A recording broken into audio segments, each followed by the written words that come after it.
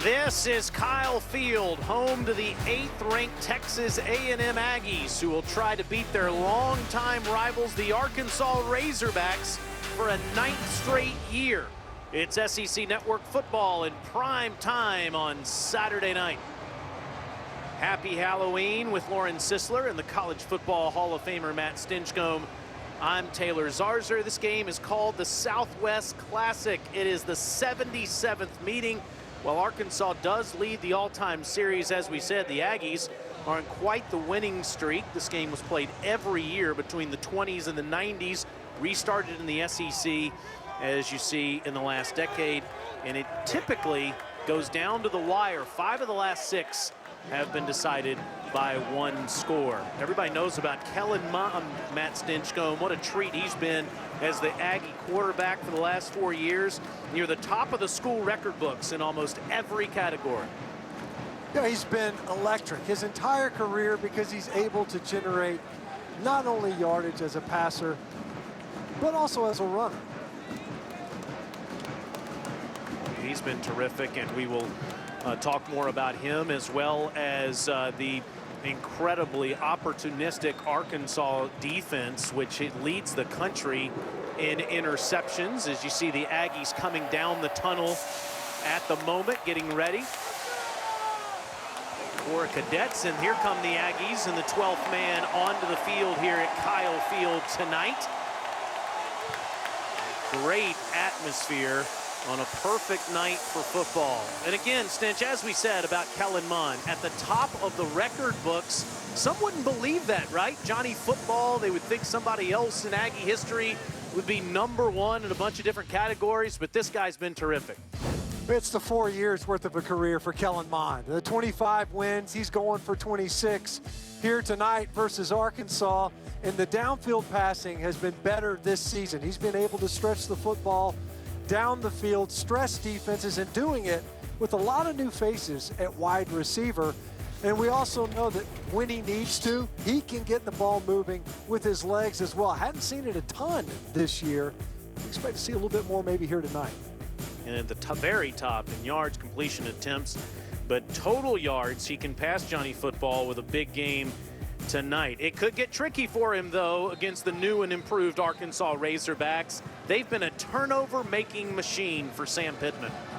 That's been the difference, really. I mean, you look at the way the defense has played. Sam Pittman's so happy with the way he put together his staff. And Barry Odom, they've created this no-fly zone. The defensive coordinator says, look, I want to be simple so my guys can play fast, and they have. Generating 10 interceptions, leads all of the FBS, 13 takeaways on the season. Last time out versus Ole Miss, they scored 24 points off of those takeaways. It has fueled the Razorbacks' victories. Just look at the difference this season as opposed to the last 3. They couldn't be competitive in the Southeastern Conference. Now suddenly they've won 2 SEC games. First time this rivalry's been on campus in 7 years, and the crowd could be a factor at the home of the 12th man. Let's go down to the field in Lauren Sisler. You know what, Taylor? I'll tell you, I've been in a lot of stadiums this season during this pandemic season. Big stadiums and small stadiums, but none quite like this. Welcome to the home of the 12th man. They know how to bring the noise, and it comes in numbers. We're at 25% capacity tonight, which is equivalent to about 27,000 fans in the stands. 2,400 of those are the most visible and the most audible right here behind me, the core of cadets. And it's worth noting that they are not socially distanced because they are grouped together as their family unit. But I talked to Ross Bjork earlier, the athletics director here at Texas A&M, and he said he challenged the fans to bring the noise, get on your feet, stay on your feet, keep the energy up despite there only being 27,000 fans in the stands tonight. And I'll tell you what, this is about as good as it gets, Taylor, during a 2020 pandemic season. Kellen Mond at quarterback, Lauren in shotgun formation as the Razorbacks won the toss, elected to defer, and it's Isaiah Spiller with a burst of speed, leading the conference with over 6 yards per carry. That's a big gain of 15. Spiller is just the guy that has been the steady piece of this run offense, and he complements the Kellen Mond part of this offensive roster and lineup. The fact that he's 6'3", 217 pounds, and the passing yards that he's been able to generate over his career. It's been a powerful offense captained by Kellen Mond. Hezekiah Jones, the receiver's in the game for the first time in 2 years, but it's back to the ground, and Spiller will have no place to go. This time, you see Bumper, Poole, and others come up to make the tackle. Bumper playing for the first time in a couple weeks. There's Greg Brooks as well. It'll be 2nd and long as the Razorbacks defense, with Barry Odom as their defensive coordinator, have been sensational through the first 4 weeks of the season. Mond now on a 2nd down and 11 with receivers split out to each side. That's Jones to the bottom. Mond across the middle in heavy traffic, and it's caught. That's Jalen Weidermeyer, the big tight end, for a minimal gain. And one of the guys that's a primary target in the A&M passing offense. And this is on the heels of a negative yardage play by Arkansas. That defense does a good job of generating 0 and negative yardage plays by offenses. But A&M has been fantastic in that regard. Very rarely do they allow tackles for loss. They've also been fantastic on 3rd down, converting over 57% of the time so far this season. This is a 3rd and 6 for Mond. And over the middle, it's incomplete. He was looking for Weidermeyer again, and that's Hudson Clark that was there, as well as Joe Fouché, 4th down. Well, all week long, Arkansas has been talking about wanting to start fast on offense. Well, they started quickly on defense. You get a negative yardage play. You know that it's likely they're going to come back to their primary target, Weidermeyer, a big body over the middle. That pass defense showing up for the Razorbacks. The Australian Nick Constantino punts it to Treylon Burks, and it's a fair catch inside the 15-yard line, where Felipe Franks, the transfer from Florida, will bring the Razorbacks out on offense. Franks has thrown for over 5,500 career passing yards and 45 touchdowns, and Stenchi has looked good in Razorback red. He really has, and the coaches rave about him. They're so happy that he's here on this roster. More than anything else, the stabilizing factor that he has been. It has been a revolving door at quarterback for the Razorbacks. Felipe Franks has been a steadying force for them. He hasn't had Rakeem Boyd out there much this season, but he has him to start the game. And Boyd, the former A&M Aggie, with a 1st down run. That's exactly what offensive coordinator Kendall Briles and head coach Sam Pittman want to see. Yeah, you know, often you talk to a head coach that's an offensive line coach, at least 1 year removed.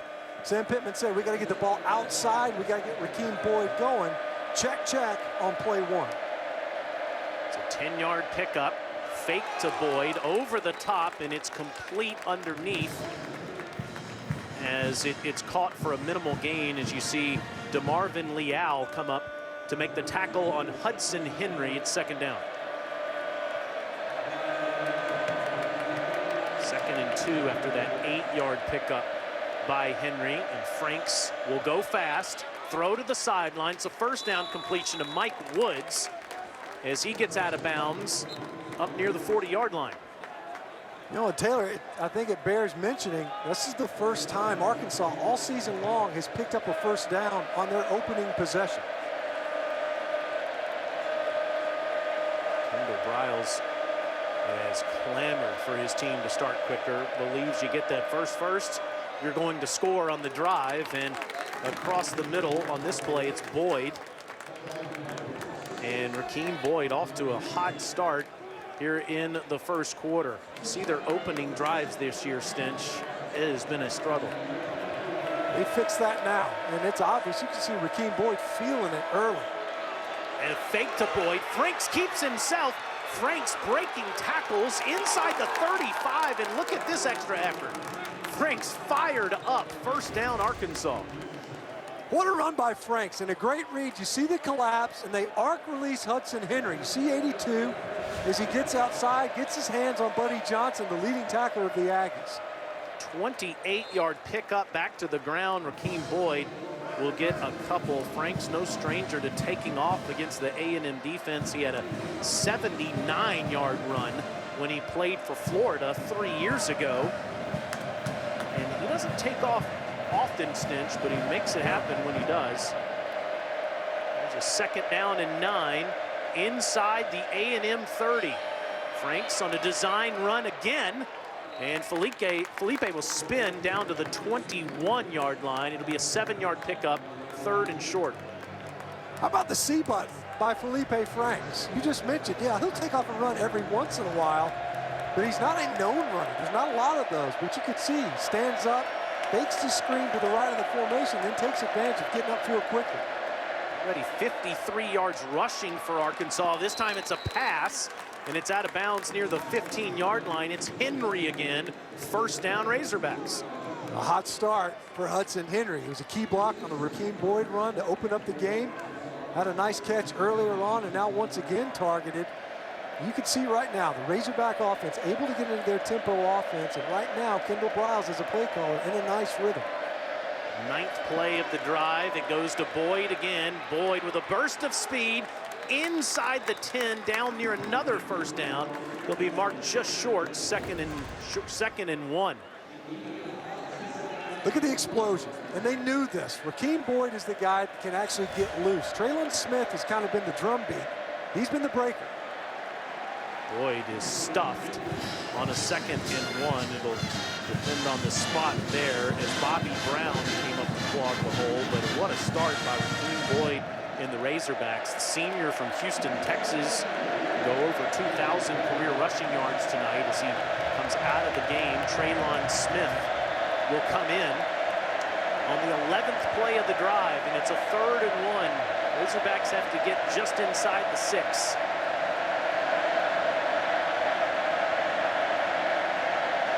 Completely switching the offense, and Franks is lined up at receiver with Burks taking the snap, and Burks goes across the middle. 1st down Arkansas. It looked like there might have been a little bit of confusion in the backfield there after the shift, and Burks immediately getting that snap. Looks like he was going to try to get out wide. Either flinched a little bit, try to stick his foot in the ground and get upfield. Regardless, we know they want to get the ball to number 16. They've spread it around early with Boyd and Henry. That's a certain way to get the ball into Traylon Burks' hands. Snap it directly to him. Didn't look like he had any chance to win that play, and still somehow got enough yards to move the chains. 1st and goal Razorbacks from the Aggie 6. Franks throws to the end zone, and it is caught. Touchdown. That's Traylon Burks.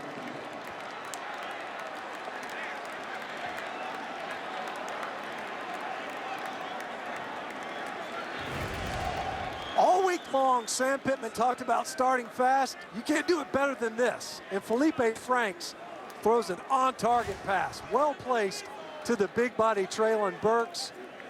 If you're the Razorback offense, you can't start any better than that. It was just as you would script it. We got to get the ball outside. We got to get Rakeem Boyd going. And we got to get the ball to Traylon Burks. They're going to review this play to make sure that Burks had possession of the football and got a foot down. But what an impressive drive if it stands. 12 plays, 87 yards. 63 of those 87 yards on the ground. And then Franks throwing it only where Burks was able to catch it. We take another look. Burks was lined up in the slot.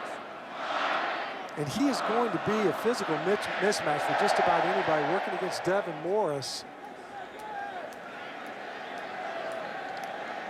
It looks like a catch on Sunday. Yeah, that looks clearly to be a catch. 2 feet down and appeared to maintain possession of the football while he was doing so. For a guy that has some of the biggest hands in all of football, 10.5-inch hands for Traylon Burks, who is stepping up as a sophomore.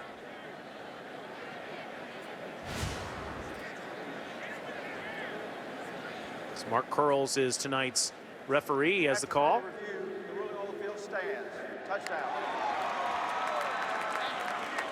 So it's a touchdown for the Razorbacks, and Sam Pittman and this resurgent Arkansas team off to one whale of a start in 2020 after being the doormat of the conference the last couple of years.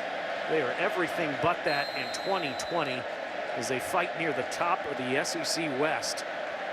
This is A.J. Reed to attempt the extra point.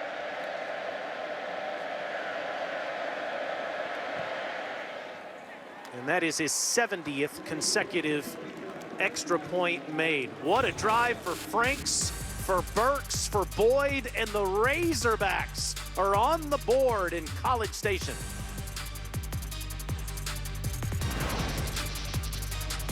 What you got for us tonight? Well, I mean, Arkansas, it was almost like they were checking out our graphics before the game started. Get the ball to Burks, had a direct snap, ended up in the end zone. Defensively, they haven't had any takeaways, but they got to stop early. For A&M, get the ball running, start getting downhill, start feeding those running backs, and defensively, trying to change the picture late, trying to change that box count on Felipe Franks. The fact that the Razorbacks were moving so quickly, I think it put the Aggies on their heels defensively, had a hard time doing the things that they do best. And A&M is going to start at the 25-yard line. Lauren, how fired up is Sam Pittman in that Razorback bench right now? Woo, I'll tell you what, Sam Pittman came over fired up, dabbing everybody up. He said that is what we needed. We needed that spark, and that's exactly what he talked about going into this week. That's what they focused on in practice. They got to get off to a fast start, and hey, you can't do much better than that. No, you can't, and they said it repeatedly to us in the meetings. They said it to the team throughout the entire week, and it certainly worked. Now, how does Kellen Mond and the Aggie offense get started?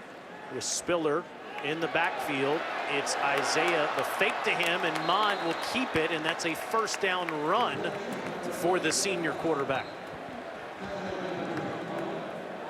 That was a nice pull read by Kellen Mond because Joe Fouché, see him coming right off the edge, number 7. Mond has the pull read, gets out on the edge quickly. Haven't seen a lot of design runs for Mond. He hadn't had a lot of carries, only averaging about 5 carries a game coming into this contest. So that's again 1st and 10 now for Mond, and he's got Spiller in the backfield. He will, on the option toss, elect to keep it himself, and it's a minimal gain. It'll be 2nd down. Kellen Mond and Jimbo Fisher, the head coach stench. This is a traditional offense. You don't see as many RPOs as all the other teams in college football. As you will see, a team that is very smart with the football. They don't typically play from behind, though. No, this is kind of out of the norm for these guys. These guys are built to try to control clock, run the football downhill. But right now you can see quarterback getting involved in the run game. See if it gets that offense wake up a little bit. 2nd and 9, swinging it outside and up near the 40-yard line as the catch is made. It will be Spiller. It'll be 3rd down. Grant Morgan still playing with one arm almost trapped to his body. You see that big elbow brace that Morgan is wearing after that remarkable game he had against Ole Miss 2 weeks ago. He made the tackle. Yeah, you see it right there. You know, J.J. Watt, kind of Rob Gronkowski style out there, and he put together an unbelievable box score for a defender versus the Ole Miss Rebels. 3rd down and 5. Aggies did not convert the first time they had one. Mond with plenty of time to survey the field, and it is caught. That's a 1st down, and it's the first time Hezekiah Jones made a catch since 2018. Was injured before last season, and in traffic, great concentration. Kellen Mond was so excited to get Hezekiah Jones back into the lineup.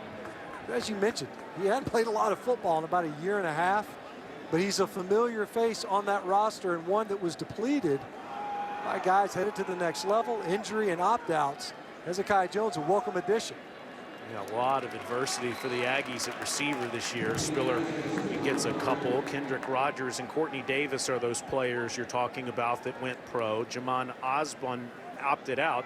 And then Caleb Chapman, Stench, who had the catch of the year, that 4th quarter touchdown catch against Florida, hurt his knee on that catch and is out for the season. So all sorts of issues for the Aggies on offense. so far this season. It's now 2nd down and 8 for Mond in Arkansas territory near the 43. Mond underneath, and again it's Jones who gets hit hard immediately by Jalen Catalon. Nice tackle made by the redshirt freshman. And Catalon has had an unbelievable start to this season. And on a 3rd and 1, A&M, who typically doesn't go very quick, does this time to move the chains. Mond keeping it himself. Yeah, you could see got over the football really quickly, and Arkansas was ready for it. You could see them bunch into the A-gaps, but Mond able to get enough push from guard to guard, and there is size along that Aggie offensive line. Kenyon Green, Ryan McCollum, and Jared Hawker. Some serious beef in the middle of the Aggie front.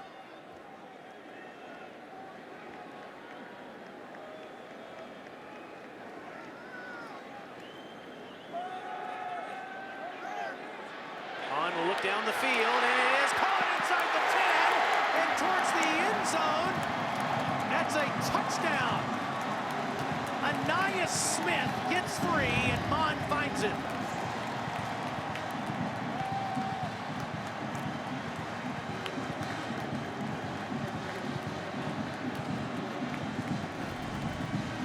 Arkansas doesn't get a ton of pressure, but Bumper Poole was able to get inside of Isaiah Spiller. It didn't matter. Kellen Mond kept his eyes downfield and on his favorite target, Anias Smith, the big playmaker for the Aggies. And now they're up on the board, close to knotting this thing up. So Small does just that. As Mond finds Smith on a 35-yard touchdown strike. After the Razorbacks score first, Mond was perfect. 4 for 4 on the drive with this strike to tie it up. Some of the traditions this year in college football haven't been able to happen. Thankfully, this is one that is still going strong at the home of the 12th man. And this guy, Kellen Mond, in his 4th year as a starting quarterback, had quite the answer on that drive, Stinch. Yeah, he did. I mean, when you think about it, didn't start out very well for the Aggies. The defense gets marched right down the field. Arkansas gets on the board quickly. First time that they've been able to do that all season long. And a strong answer from Kellen Mond. Both these quarterbacks figuring prominently. Thrown a couple of touchdown passes, had a couple of nice runs. That was Mond's 60th touchdown pass. It's now the 3rd Aggie to do it.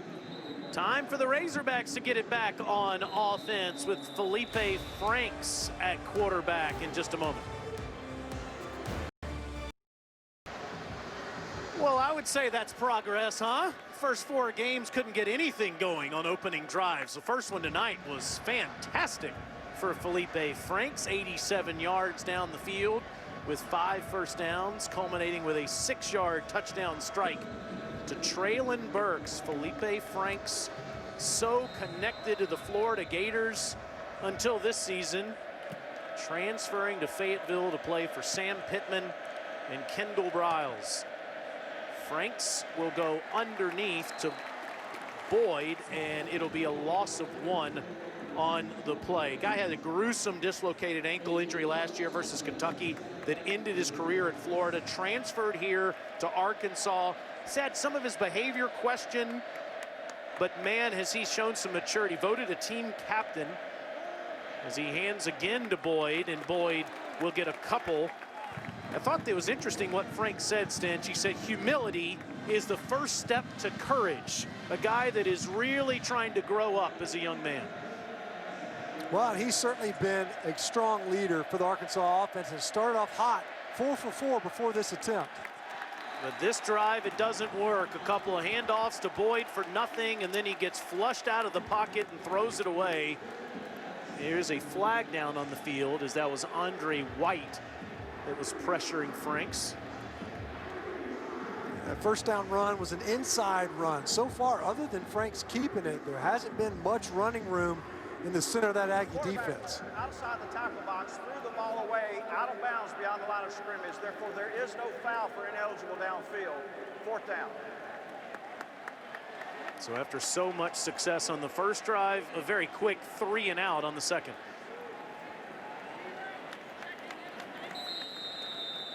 You see Franks looking at back out there. Once they're not able to be successful on first down, which was really what kind of kicked off that opening possession. You get an explosive run from Rakeem Boyd. Here they tested the middle, didn't get much yardage, didn't get much on second down. Then trying to move the pocket on third leads to punting it away. Reed Bauer, 3rd different punter Arkansas has used this season, will punt it. He'll get a Razorbacks bounce, but Anaya Smith picks it up off of the ground and makes something out of nothing. That's, some would say, a dangerous decision, but he's got so much confidence on how to play it off the ground. And it's good field position for Kellen Mond, who looked terrific on that last scoring drive. And Anaya Smith's got to hustle over to the sideline, change his jersey. Has to wear number 19 on special teams. You see him right there.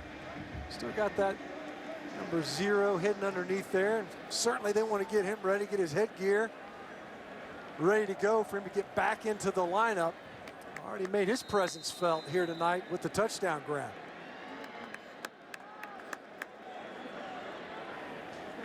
First and 10 for the Aggies at their own 43-yard line. First time these two have met on campus in 7 years. Mon on a design run follows Spiller, and he'll get a few past the 46-yard line. Game was played in Arlington the last 6 years over at AT&T Stadium. All won by the Texas A&M Aggies. Won 8 in a row overall in this series that dates back to the early part of the 20th century, called the Southwest Classic. Of course, both played in the Southwest Conference for over 5 decades.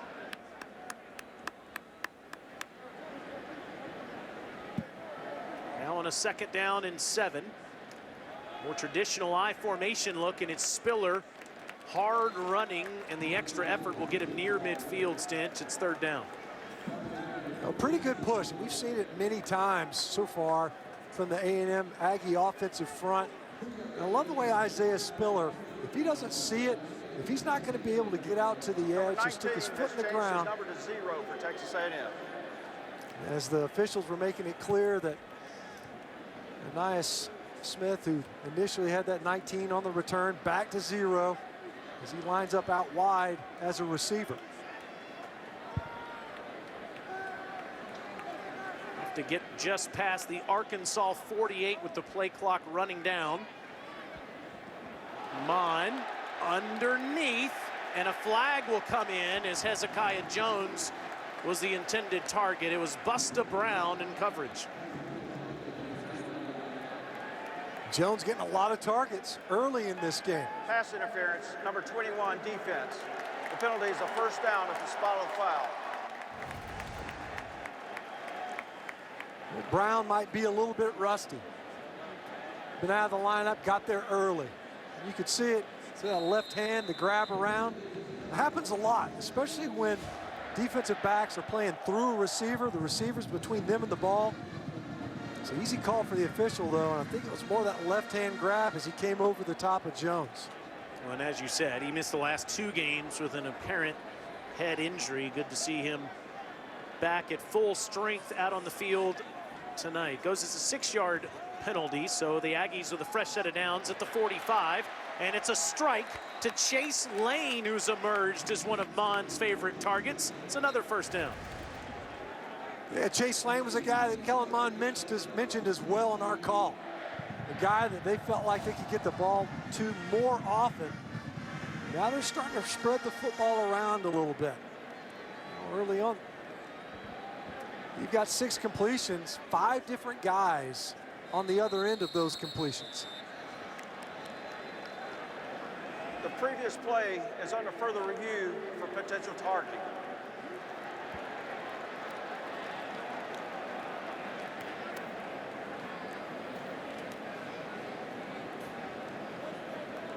Take a look at what they saw here as Lane, after making that catch, did take a shot to the head from Jalen Catalon. Yeah. So here comes Catalon. His bumper pulls in on the tackle as well. He lowers his head. That's the crown of the helmet and to the head or neck area. See Catalon lower his head. And if you strike with the crown of your helmet, that alone would indicate targeting. It's really that would be a major part blow. of it. Yeah, it's the first part of it, Stench. If when they're asking in the rule book if there's an indicator, the first thing it says, is there an attack with the crown of the helmet? Certainly appeared to be. And as you said, yeah, losing him the rest of the way would not be good for Barry Odom's defense. Yeah, I don't know. I don't know what element of the definition of targeting that hit doesn't meet. And you're talking about a guy that was bringing about 11 tackles a game, one of the more active defenders on this upsurgent Arkansas defense. And not to mention his contributions. Has an interception on the year, returned it for a touchdown. After further review, number 1 defense committed a crown of the helmet targeting foul. That penalty is 15 yards from the end of the run. Number 1 is disqualified for the remainder of the game. Redshirt freshman from Mansfield, Texas. If Grant Morgan wasn't named the SEC Defensive Player of the Week 2 weeks ago, it might have been Catalon against Ole Miss. Pick 6, fumble, recovery, a forced fumble, a couple of pass breakups. Losing him is a big blow for the rest of this one. There's no doubt. And in talking with Barry Odom, defensive coordinator, he was saying, look, we get Monteric Brown back. Maybe we can play a little bit more man coverage. You see that shot one more time from Catalon, and that's a pretty big blow that Chase Lane took as well. Held on to the football, but no doubt that that was targeting.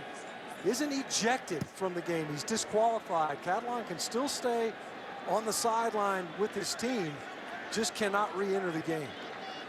Miles Slusher, the true freshman for Arkansas, has come out there on the field. Meanwhile, Spiller, this is the handoff to Anais Smith, and Anais gets near the goal line, just shy inside the 1. How about the blocking up front from the Maroon Goons? Man, that's pretty. Now you're talking about a hat on a hat. They got movement at the point. I wonder if they want to take a look at this. The previous play is under further review. Prior to the snap, we were notified by replay.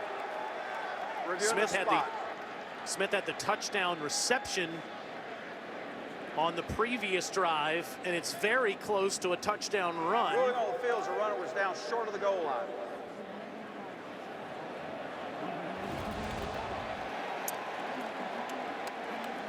Look at that hole, guys. I mean, just gashed right up the front. Now, I don't know. As he makes this extension, he rolls over Joe Fouché. Look at that. I don't know that anything would have established Smith as being down before he extends this football.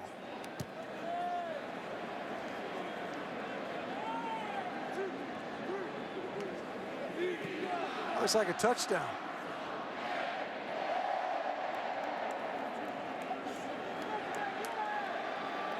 Ball is, all it has to do is break that front edge of the goal line, the plane, and he is on top of Joe Fouché.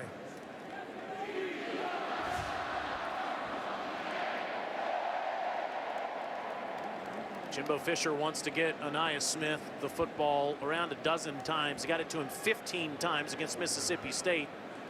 His first 2 touches might both be touchdowns if this is overturned. The ruling is a touchdown. The runner was on the body of a defender, broke the plane to the goal line with the football.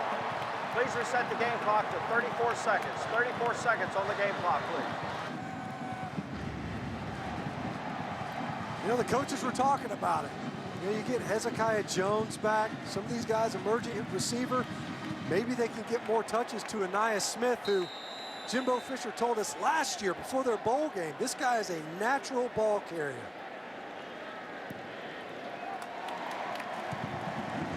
And the extra point is good. Anais Smith, the sophomore from Missouri City, Texas, grew up about an hour and a half from College Station. Mr. Multi-Purpose in 2020 for the Aggies. Well, as you mentioned it, Taylor, can't get any more efficient than that. Catch a touchdown, run for a touchdown, get that man the ball. Had a nice punt return when he was wearing number 19. He's doing all kinds of stuff. It's his costume. Put on 19 as a returner, take the costume off, become a receiver and a running back. All he's got to do is play the tuba at halftime, and he's done it all. Maybe throw a pass or two. Let's get some more on Anais. Let's go down to Lauren.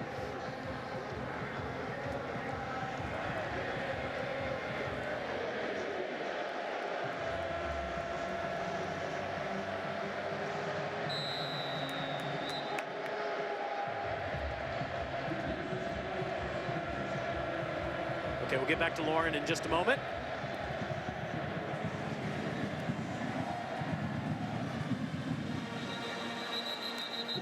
All right, let's try Lauren again. Hey, we'll do it again. Yeah, you know, despite being a multifaceted player, Jimbo says Anais Smith is a natural as back they come. When you watch him run, he gets north and south. He's got really good pad level, and Jimbo thinks he'll have a great career in the NFL on both special teams as well as a running back. You would think so, yeah, especially with the way that the game is going now, Lauren, at the professional level. Being able to catch balls out of the backfield is really a requirement in today's National Football League. I know that Lauren is devastated, by the way, that she cannot dress up for Halloween tonight, Stinch. She has made it very clear throughout the week that she is a lifelong participant in trick-or-treating. Hope everybody's had fun with that tonight. And this is Franks keeping it himself again. Much more of design runs being called by Kendall Briles here in the first quarter for Franks than we've seen so far this season. Yeah, really both of these offenses utilizing the quarterback. A lot of these are pull reads. And Traylon Smith did a great job of selling it. It's been a clean run to the edge, both times to the right side of the formation for Arkansas for Felipe Franks on these keepers. And I think they're just going to let the clock expire at the end of the first quarter. Arkansas struck first, but A&M has answered with a couple of touchdowns, both by Anais Smith. A good one, as always, in College Station.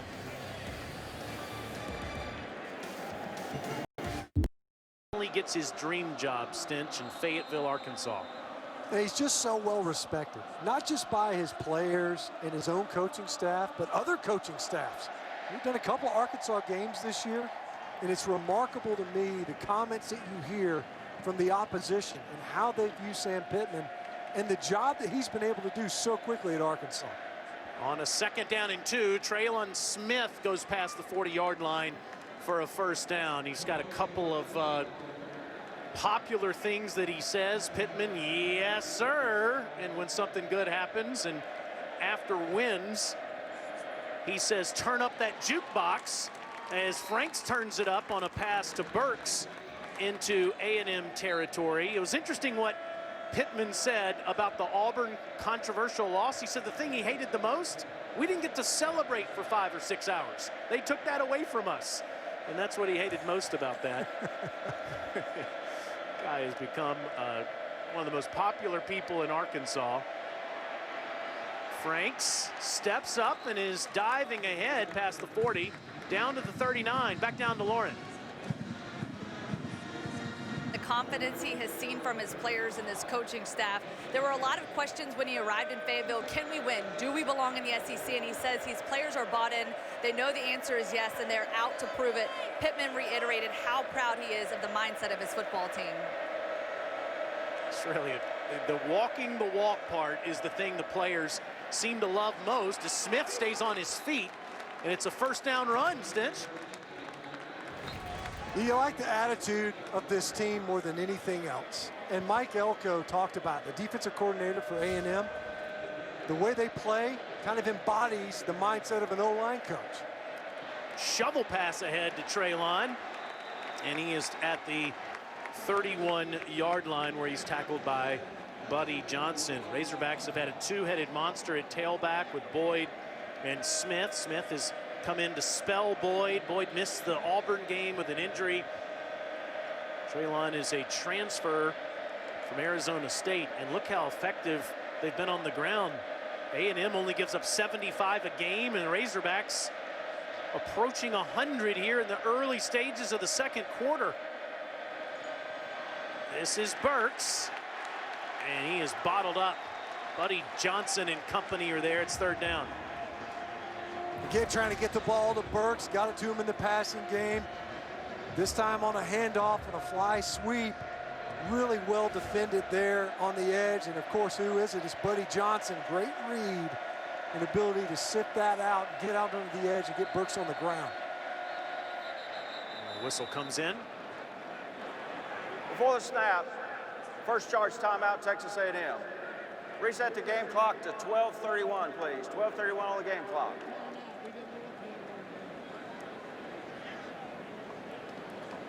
There's Jimbo Fisher, the head coach of the Aggies, whose team is watching Arkansas run it down his throat.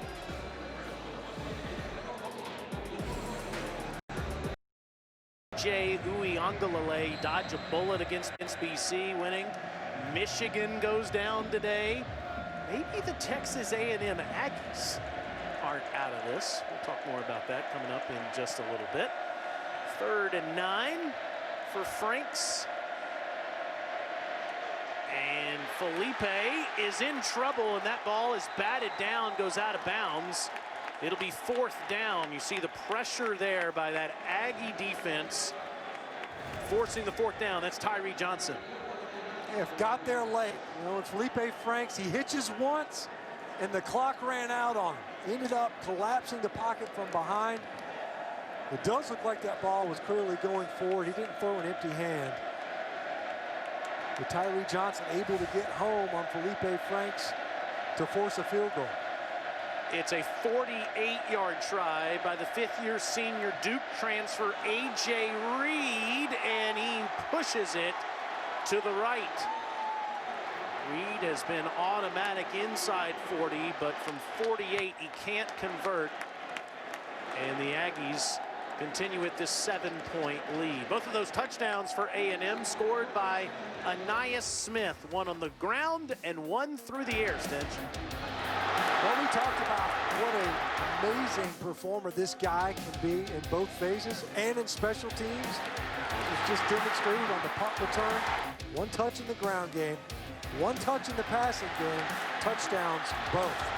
And just the instincts at the end of that touchdown run, well, he knew he was still a live ball carrier, extending that ball and getting it into the end zone. 2 touches is not enough for Anias Smith. He's going to get a ton more in this game.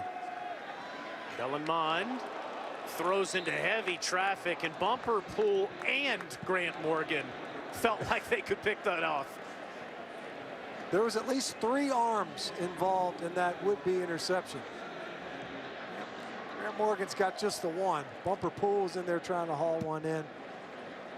Pool's already in there, though. 7 tackles, man. This guy has been all over the field. One of the leading tacklers, has missed some time.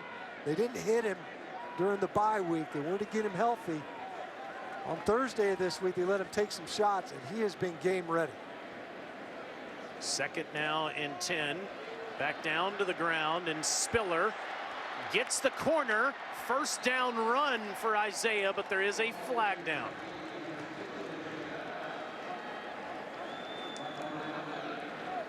Check the flag, but I can't say how impressive Isaiah Spiller is. You know, the first tackler rarely gets him on the ground. Holding, number 65, offense. 10-yard penalty for the spot of the foul. Replay 2nd down. There's Big Dan Moore, and when it's a run outside to the left, watch him, number 65, watching a combination block, and really what happened there, he almost got too much help by his left guard. Kenyon Green Please reset the game clock to 11:54. Mateo solely outside as they reset the game clock. That's the first penalty on A&M. That was one of the things that Jimbo Fisher had been working on. He said the combination blocks, they do a great job of it up front. That time, a little too much help. Dan Moore didn't turn loose early enough. 2nd and 14 after the penalty. Mon, a little quick bubble throw that will gain some yards and get up to the 35. And of course, it's that man Smith again. Going back to what you said about the combination blocks that Jimbo said he was working on during the open week. I mean, here's a guy that has one of the best offensive lines in all of college football. They've only allowed 2 sacks this season. They're running the football successfully, and he's obsessed with perfection, even in an open week. It's just so detailed, right? I mean, you ask anybody else, oh, we try to work on our depth, our passing game. No, we worked on our combination blocks up front. He is in love with calling a football game, that's for sure. 3rd and 6. Mon has so much time and space, and he delivers a perfect ball to the big tight end Weidermeyer. They had to blow a whistle for him to stop moving forward. Just such a clean pocket to work from. Watch Kellen Mond here. All that green space around him before the snap, it's there after the snap. Look at this. I mean, there's almost no one in the frame at the end of that look. That is a fantastic job up front of protecting your passer. And he rewards the effort up front with a strike downfield to Weidermeyer. Almost a fortunate whistle for Arkansas. I don't think Weidermeyer was finished trying to move his progress forward. The 48-yard line now, and Spiller will get it past midfield. Let's check on what else is happening tonight. Go back to the studio and Darinoka. Well, guys, Florida, Missouri over on the alternate right now. Missouri offensively not doing much, but defensively they get to Kyle Trask. Jarvis Ware picks it, goes 59 yards to the house, and it's Mizzou with a 7-6 lead early in the second. TZ, Stinch. Thank you, my friend. Stench, you saw those Missouri Tigers beat Kentucky last week. Mizzou and Coach Drinkwitz, kind of like Arkansas, have made significant progress from the way their teams finished last season. 2nd and 6, Spiller inside the 45, but another flag as they try the left side. Yeah, check the flag here. As you mentioned, Missouri, the way they turn things around, where a guy that just got back from a hamstring injury. Number 55, offense. 10-yard penalty, replay, 2nd down. It's Kenyon Green, and he was kind of involved with the previous holding penalty. Bounced Dan Moore's guy outside and solely, and this time, watch him, he overreaches. I don't know. I got to tell you, I don't know about that call. He had him reached. He put him to the ground. I don't see holding on that play at all. You got a white hat back there and a center judge. I didn't see a holding penalty on that play. 2nd and 17 after the penalty is enforced. 2 holding calls negating 30+ yards on this drive. Mon surveys the entire field and is dropped by Jones. It'll be 3rd down. And you can see, obviously, Arkansas is dropping these long yardage scenarios. They're going to play the box, a light box, 3 down linemen and just 2 linebackers. That's a comfort zone for them. They've played well in these long yardage scenarios. Rush 3, and they're going to drop 8 into coverage. A similar look here. See if the Razorbacks play coverage once again. They're showing pressure. Mon, it's a strike again to Weidermeyer. It's a 1st down. Arkansas walks up. They kind of mug the line of scrimmage with Joe Fouché and Bumper Poole. Personal foul, face mask, number 13, defense. 15-yard penalty added to the end of the run, 1st down. You see Bumper Pool up in the line of scrimmage, then drops back into zone coverage. Weidermeyer just kind of settled in right behind the linebackers. And in front of safety Joe Fouché comes in there, lays the boom. Did not see where the face mask was on that play. Julius Coates gets called for it. See Ryan McCollum, the center, great protection for Mon there. And it's interesting too because McCollum he's been limping around on the last couple of plays. It's staying in there. Unquestioned leader of the offensive line. And they run right behind him. To the 15-yard line goes Ainias Smith. Now you think about it, a couple of holding penalties and then maybe a fortunate call on the face mask, and then you see Ainias Smith. It's a great read. You see it on the backside of that, and oftentimes that's where it is. You ride the wave, you press the line of scrimmage, you kind of hide behind the offensive line and then bounce the backside cut. It's Smith again on a 2nd and 2, staying on his feet, and it's 1st and goal Aggies. Well, I talked about Isaiah Spiller earlier and his ability to break tackles. What about Ainias Smith? And you see there, a little bit of confusion. Bumper Pool got sucked in. That backfield action was a little bit confused. And once again, Smith able to slip outside. You see Bumper Pool, one of the most active tacklers in all of college football. That neck roll on. Smith will go out on the 1st and goal, just outside the 6. Spiller now. Very little. Good job by Bumper Pool to make that tackle. You see number 10 fronting him up that time. And this is an area where Arkansas has thrived. Red zone defense. They've only allowed 50% touchdown percentage on possessions inside their own 20-yard line. Had a couple of 4th and goal to go stops last week versus the Rebels. It's 11th play of the drive for number 11 to the end zone. Touchdown, Weidermeyer.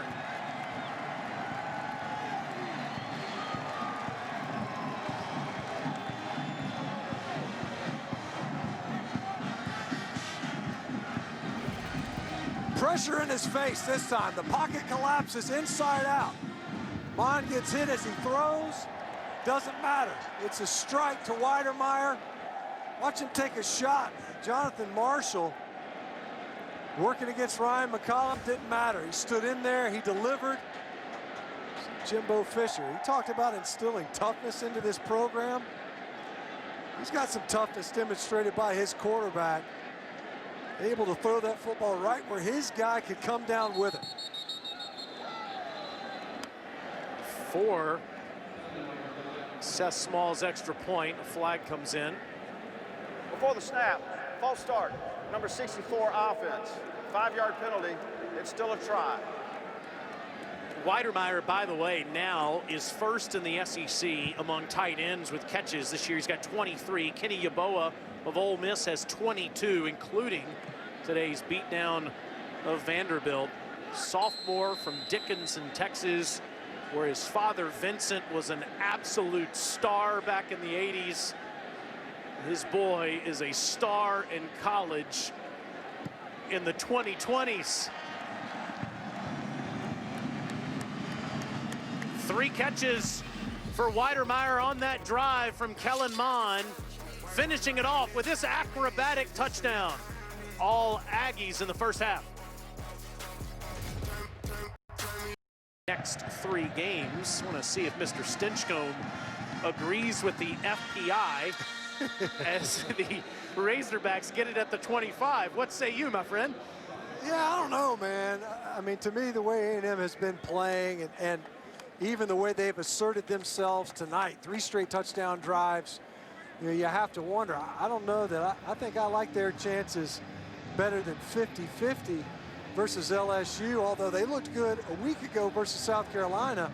And Auburn, maybe they're riding the ship. I don't know. They jumped all over LSU, but it was a lot of defensive play, it seemed like, for the Tigers from the Plains. Franks tosses it to Smith, and Treylon gets past the 30-yard line. Think of it this way, Stitch. If Texas A&M does win out and finishes 9-1, there's going to have to be a fourth team that makes it to the college football playoff. If the favorites in the SEC, the ACC, and the Big Ten all win the conference, then who is that fourth team? As Henry has the first down catch. You make a pretty strong argument for the team we're watching right now in Texas A&M. You know, the one game, if they can win out, being a drop to the Alabama Crimson Tide. Burks is in trouble, and he makes something out of nothing. He gets a couple. By the way, the Big 12 has no unbeaten teams left after Texas beat Oklahoma State today. If the Pac-12 does what they typically do and beat each other up starting next week, then there could be a second team from either the SEC or the Big Ten. You see an injury here on the field to Leon O'Neal, the junior from Cypress, Texas. Yeah, a guy that defensive coordinator Mike Elko pointed out is playing some of his best ball. Coming up in run support. Elko's the safeties coach. He asks a lot of that position. Both he and Damani Richardson have been playing really good football for the Aggie defense. It could be yet another big loss at safety. Catalan for the Razorbacks. And I don't know what caused that injury for O'Neal. It's non-contact. Franks is in a world of trouble. I don't know how he escaped 4 different Aggies on that play. It's third down. You know, Arkansas's protected pretty good all night. They're trying to keep him clean on this one. I don't know how Michael Clemens couldn't come up with it, but Felipe Franks, he reminds me of Ben Roethlisberger sometimes. He's a good bit more mobile, but guys just kind of slide off of him, and he staggers forward. 3rd and 10. Franks, and that's a catch made by Mike Woods. Looks like maybe just short. And we'll see if Arkansas stays on the field. They will. It's over a yard to go.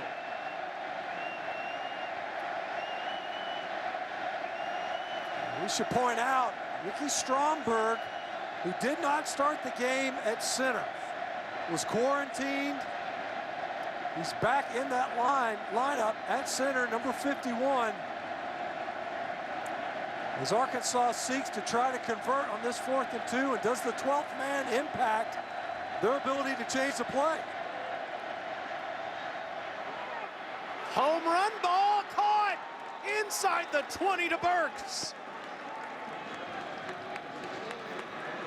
How about that execution? You keep your offense on the field, they get over the ball quickly. You freeze the defense, you look to the sideline, but then Franks changed the play again at the line of scrimmage. Franks quickly throw. And that's a catch by Blake Kern at the 1. The tight end position figuring prominently in the passing game for the Razorbacks. No time to think about it or review it, and instead, touchdown Tyson Morris. What a job by Felipe Franks in the offense. Let's not give anybody any chance to go under the hood. Get the next play off. Touchdown Arkansas. You see the Aggies, look at the numbers. They got 1 defender in the frame. Great awareness by Treylon Burks. As the Aggies tried to rally out there, but you look out. You got 3 of your guys and 1 of their guys. Just flip it out there. Extra point by A.J. Reed makes it 21-14. What a job by Felipe Franks. On a 4th down, he finds Burks. 5 for 5 passing, and the Razorbacks are within a score. Dar, I can't believe what Auburn did to LSU. It started with outstanding defense, forcing all those interceptions and fumbles, and then Bo Nix. Auburn offense went wild on the Plains in that 48-11 victory over LSU. This is picked up at the 2-yard line by the Aggies' Chase Lane. And A&M will have 4 minutes and 7 seconds left in the first half. Most teams, that's an eternity. For Jimbo Fisher, that's like half a possession. we might not make it to halftime. They might have to hurry up at the end of this drive. They do a fantastic job of possessing the football. They've also done a good job of being able to answer in this game so far.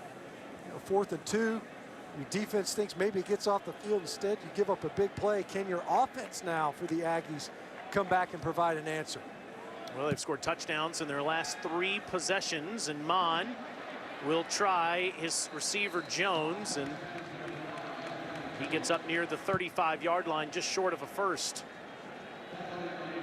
Hezekiah playing for the first time since 2018 and 15 catches that season.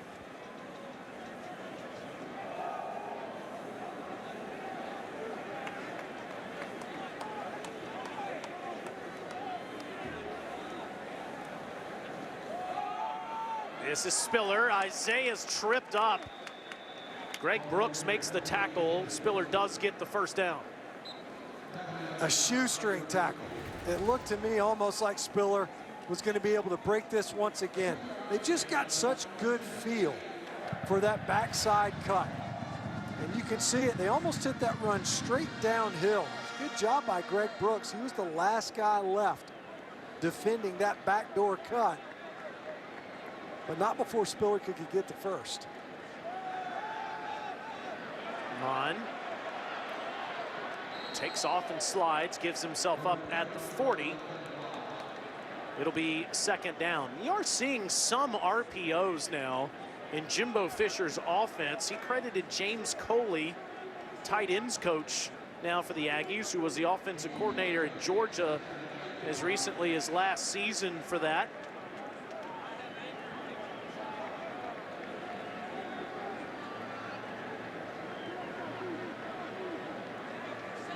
On taking the clock down inside 2.5 minutes left in the first half, and will throw underneath, and Jones says he made that catch, and he did.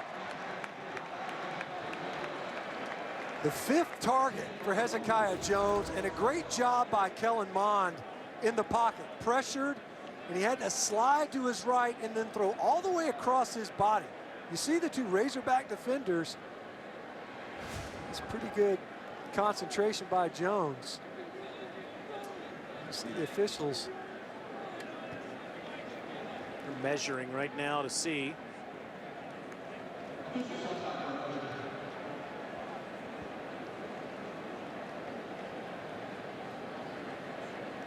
Just 2:16 left in the first half in this rivalry game, and that is a first down for the Aggies.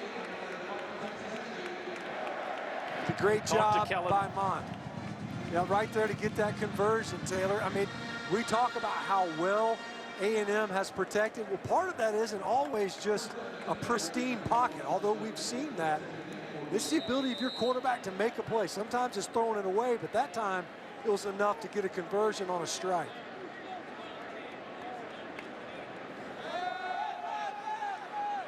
Kellen looks like he wants to load up.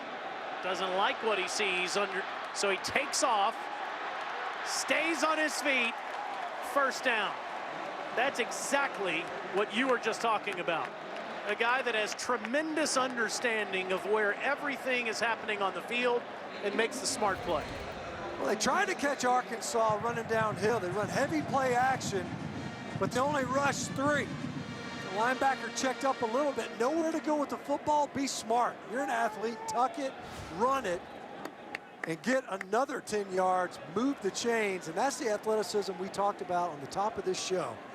And Kellen Mond, not just a great passer, but a pretty dangerous runner as well. One heck of a leader, too. And first and 10, likes what he sees this time, and it's Weidermeyer again, riding the Razorbacks all the way near the 5. He's 265 pounds. How are you going to get him to the ground? You better bring a friend. There's Weidermeyer again. And it's sitting there right between. You got 3 deep effectively. Hudson Clark, the corner deep, and they're dropping it right there between the corner and the safety. And Weidermeyer, with the effort after the catch, he picked up another 5 yards, just carrying some hogs with him. Bring a friend. How about bring 5 and you still can't get him down? This is Spiller, and Isaiah gets a touchdown.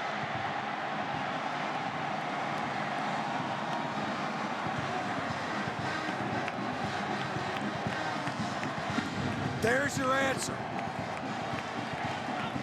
And A&M's done it twice now. Punch, counter punch.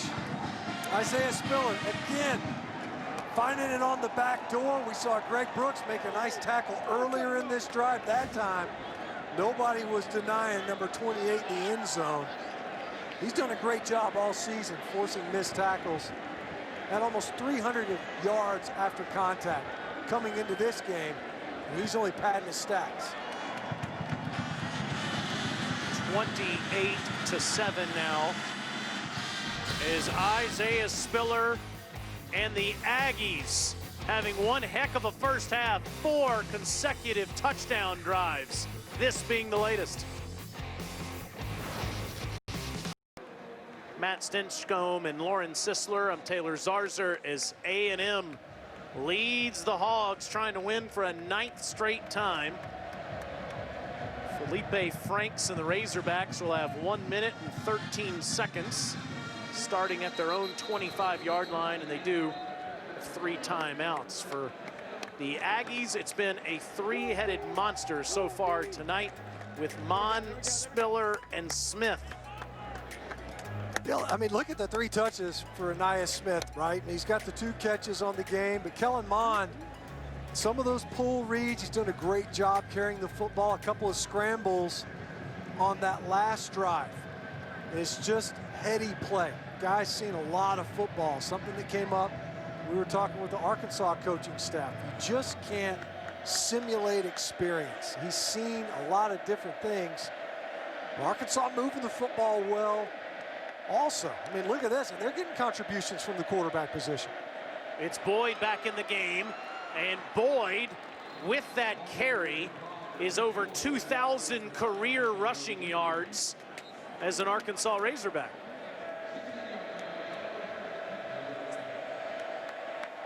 Now Franks will load up down the field, and it's Burks tangled up. And a flag comes down. That's Antonio Johnson, the true freshman, that was in coverage. Well, the Aggie coaching staff so high on Antonio Johnson, but matched up against one of the best offensive players in the conference, frankly, in Treylon Burks. He hadn't been healthy a lot this year, but a true freshman going up against the sophomore. 6'3", 235. His catch radius is pretty impressive, and most of it is hands. I mean, the guy's got enormous hands. And the fact that he's able to get separation downfield, it's bound to give any defensive back a little bit of panic when that ball's in the air and you can feel it coming your way. There are 2 fouls by the defense. Personal foul, face mask, number 27. Pass interference, number 27, defense. 15-yard penalty for a previous spot. First down.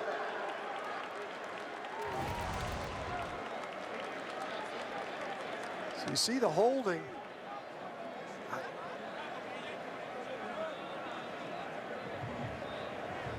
Don't really see the face mask. And Burks's hand was stretched out towards Johnson. But Antonio, freshman from East St. Louis, called for the penalty. So 16-yard play on the ground to start the drive, and then a pass interference call. And Arkansas now is in business with all their timeouts and 57 seconds until the half. The personal foul, face mask is declined. Pass interference is enforced from the previous spot. First down.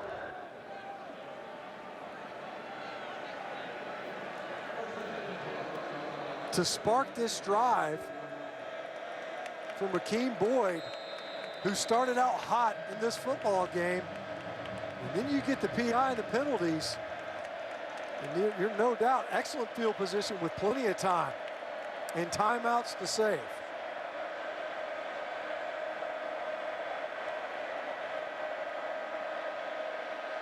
Franks throwing deep, and that is almost picked off. Another flag comes down.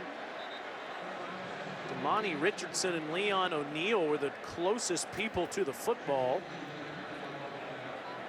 How do you not come up with an interception right there? Amazed that the Aggies didn't turn that football over as we check the flags. Pass interference, number 9 defense. 15-yard penalty, first down. It's Leon O'Neal. He was limping a little bit earlier, Taylor. A non-contact injury, a run towards the boundary. You see O'Neal working in the slot, yeah. There's a good reason why there was only Aggies in the picture. They held Treylon Burks again in the slot. Damani Richardson coming over from safety and showing why he's not a receiver.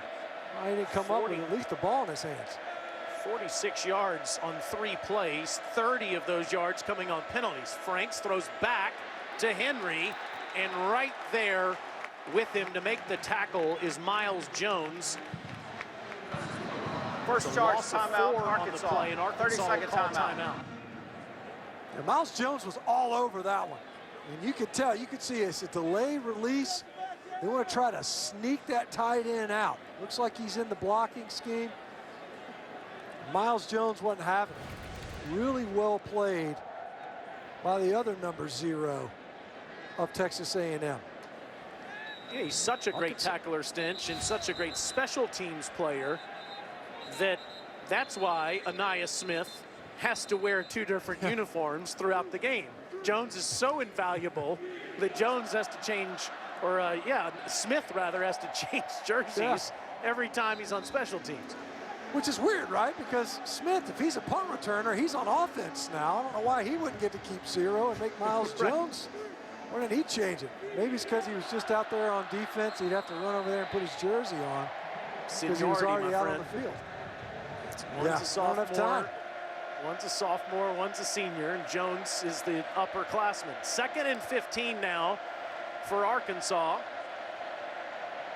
And it's a handoff to Boyd, and Rakeem gets inside the 30 down near the 27. See if Arkansas uses another timeout here, and they do. Second charge timeout, Arkansas. 30-second timeout.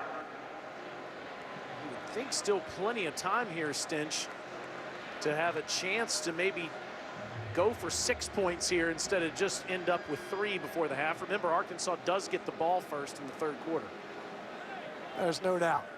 You got a timeout to play with, 36 seconds on the clock.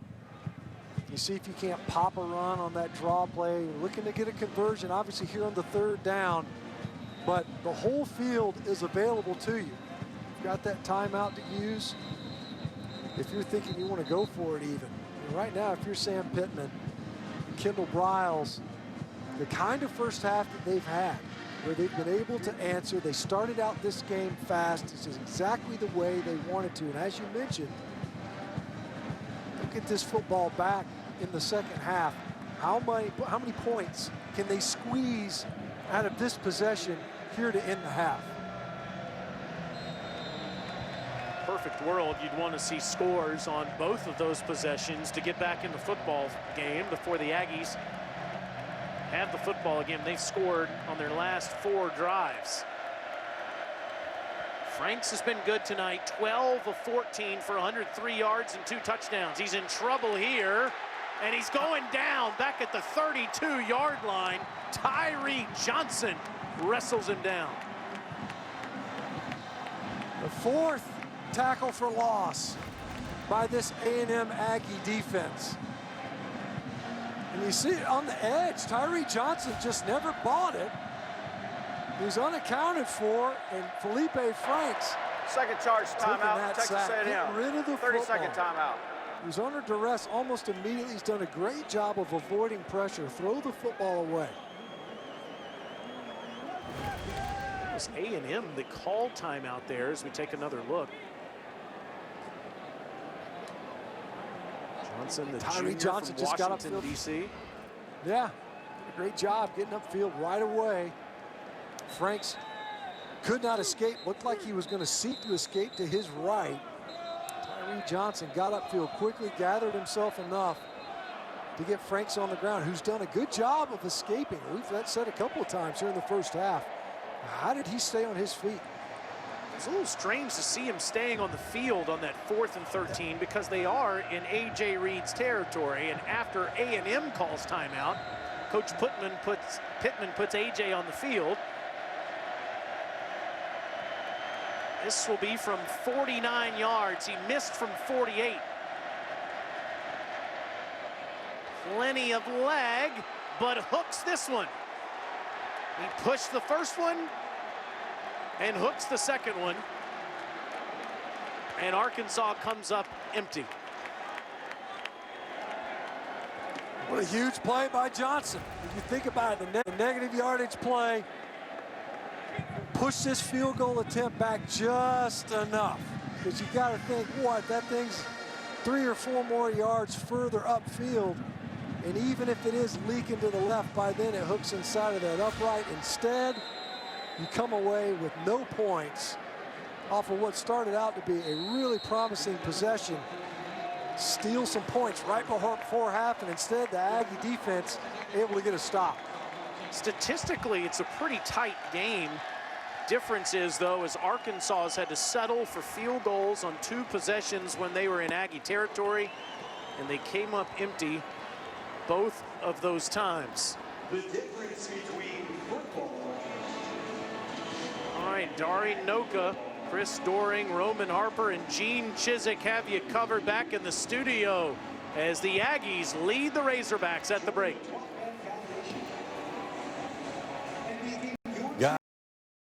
One. Get jumping, get wild, get taking head total style. Kicks kicking others, that's how we go. Cameo word up. Get jumping, get loose. Give me the rock, give me the hype, give me the juice. When the ball hits the box in the air and the sub starts pumping. What a first half as the Aggies have the lead over Arkansas, 28-14. As we start the second half. Taylor Zarzer, Matt Stinchcomb, and Lauren Sisler. Let's take a look at our first half stats, brought to you by Zaxby Stinch. Now you look at it, I mean, it's highly similar stats, right? And you talk about the contributions we've seen from the quarterback position here in the first half. A big 4th down conversion by the Arkansas Razorbacks to allow them to climb back into this game. Missed opportunity, though, at the end of the first half. Some really good performances, though, from both of these QBs, including number 11 for Texas A&M.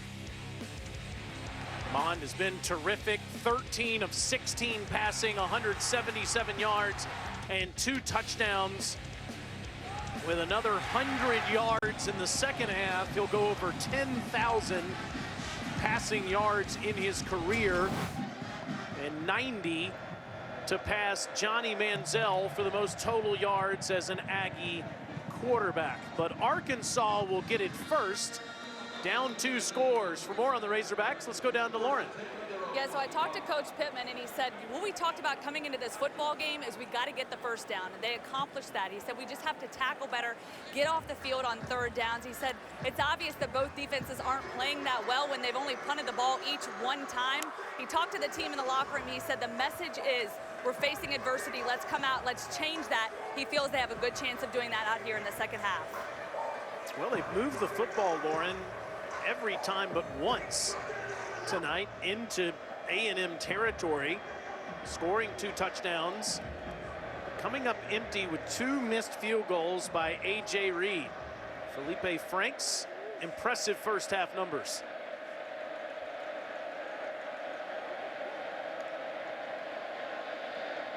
And he goes to the ground, and Rakeem Boyd, who's been good tonight, picks up near 9 yards. That's 10 carries for over 60 in the game, Stinch. Yeah, and coming into this game, he just wasn't averaging a ton of yardage, only 2.5 yards a carry.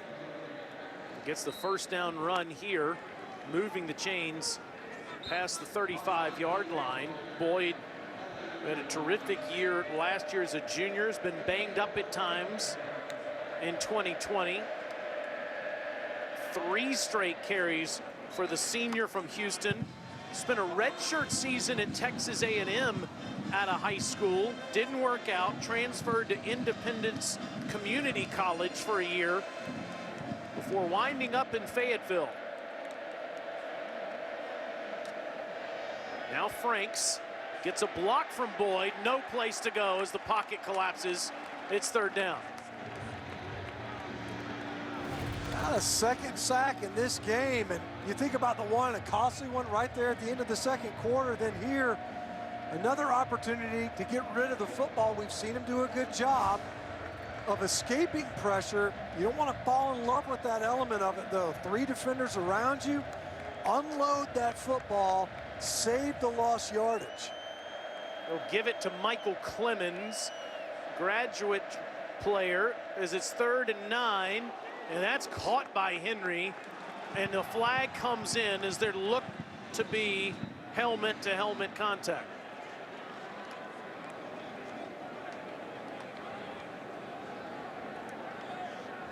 The defender definitely came in high, right as Hudson Henry gathered in that pass.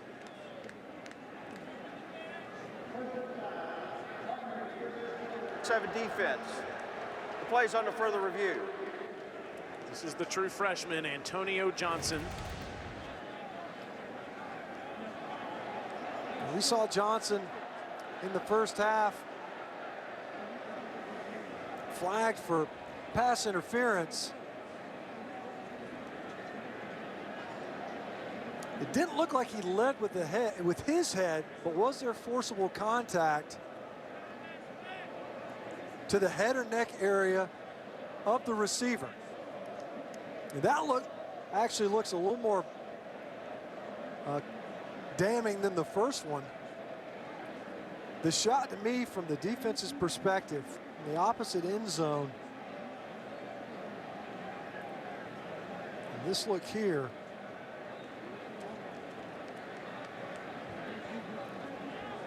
The question is, I don't know that his right shoulder, did it make contact with his head right up into the head of Hudson Henry as he made that catch?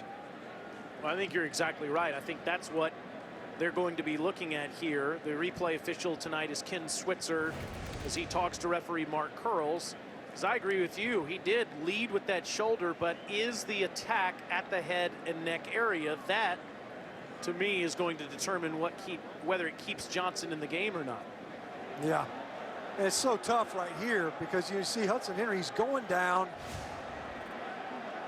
and it looked as if Antonio Johnson wasn't coming in high, but because Henry was going down,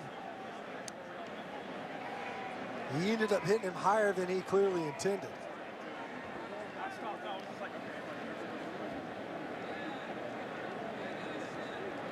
Finish it up and see if Johnson gets to stay in or not. After further review, the ruling on the field is confirmed. Number 27 is disqualified.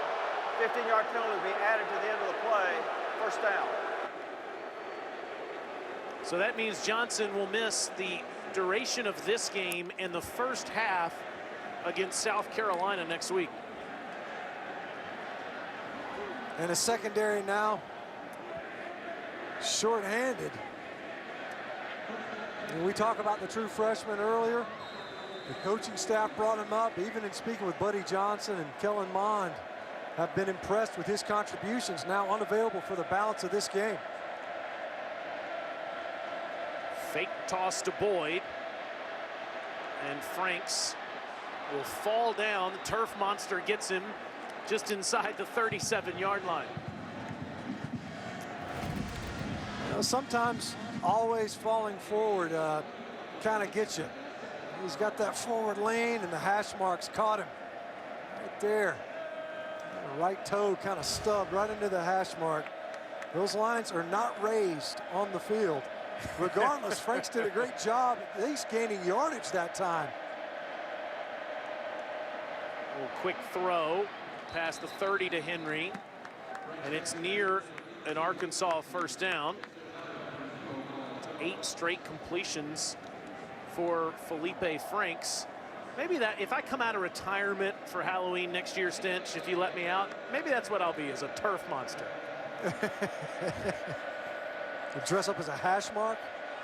First and 10, deep ball into double coverage, and here comes another flag. Leon O'Neal could be in some trouble here. A couple of flags came in at the end of that one. O'Neal coming over from his safety position. Miles Jones in the coverage. Pass interference, number 0, defense. 15-yard penalty, first down. So they call the interference on Jones.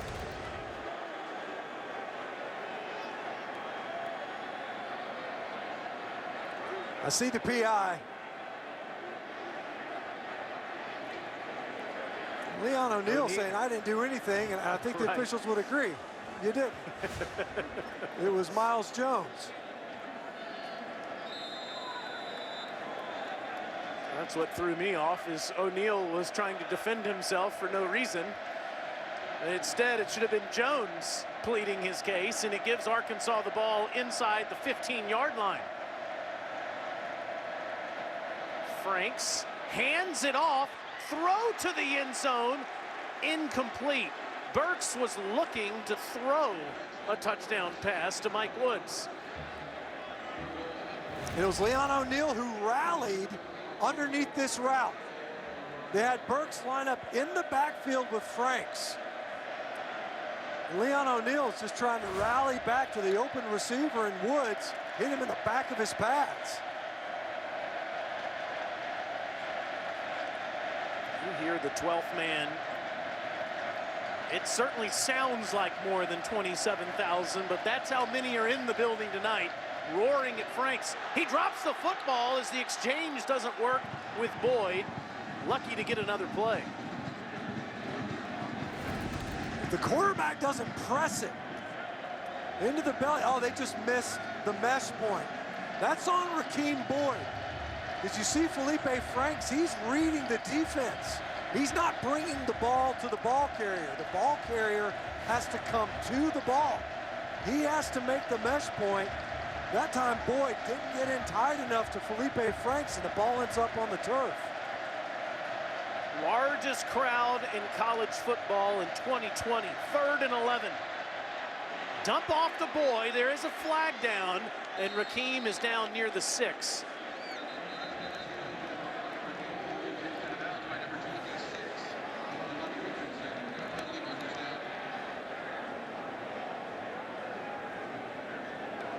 Holding, number 76, offense.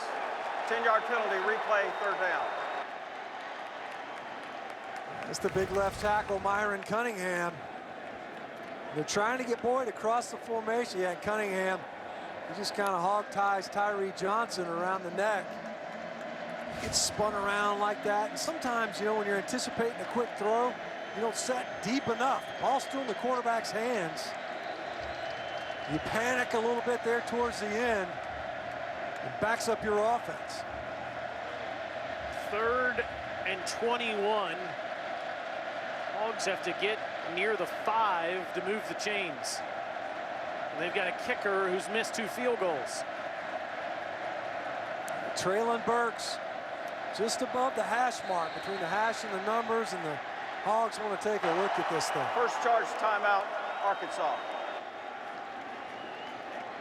Felipe Franks will go talk to offensive coordinator Kendall Briles and Sam Pittman about this big 3rd and forever. Well, basically what this means is that Texas A&M has the largest crowd in college football in 2020. That's the average capacity through the first 2 games. Vanderbilt game, the first one of the season, had around 21,000. Florida game had about 27,000 in the stands, and that's how many are in the stands tonight at Kyle Field, home of the 12th man, and it is loud in there. You can understand why Dan Mullen was so upset after the Aggies beat his Gators a few weeks ago. It seats over 100,000. The 12th man feels like there's many more than 27,000 as the Razorbacks have 3rd and 21. Franks from a muddy pocket just dumps it underneath, and Boyd will make this a more comfortable kick for A.J. Reed. For a second there, I wondered if Boyd had injured himself after that run. As you see Franks talking with Burks, likely the primary target on that 3rd and 21 play. Regardless, as you mentioned, Taylor, Boyd just does a good job chipping away at the yardage needed versus the last time Reed was run out there when the offense was going backwards prior to his attempt. This from 34. And this one is good. New score, 28-17. For more on the 12th man, let's go back down to Lauren. Hey guys, there is no doubt the 12th man has showed up tonight. I talked about this earlier. You walk into this stadium and even if it's empty, you're just in awe.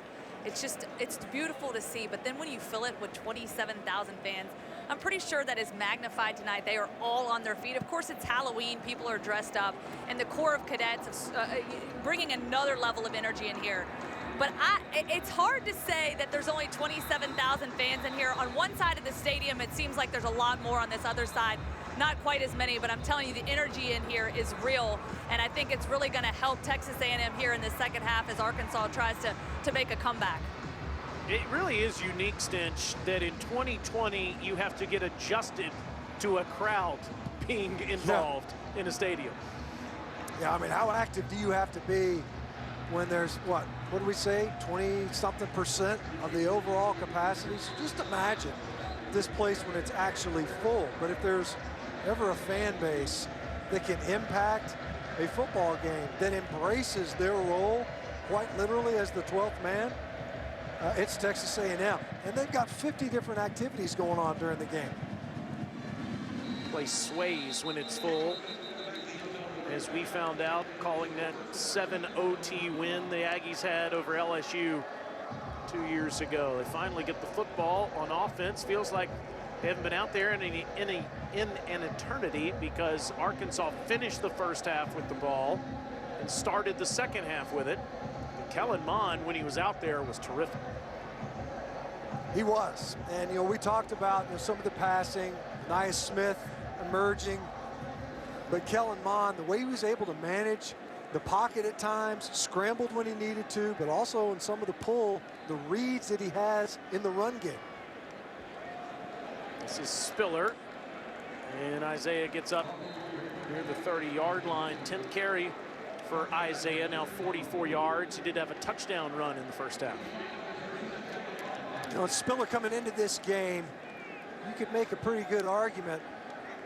The top backs in the conference, his average per carry was almost 7 yards a touch. And you look at that, and you're thinking, gosh, this guy, 3 out of the last 4 games, eclipses 100 yards rushing. Feed him behind this offensive front.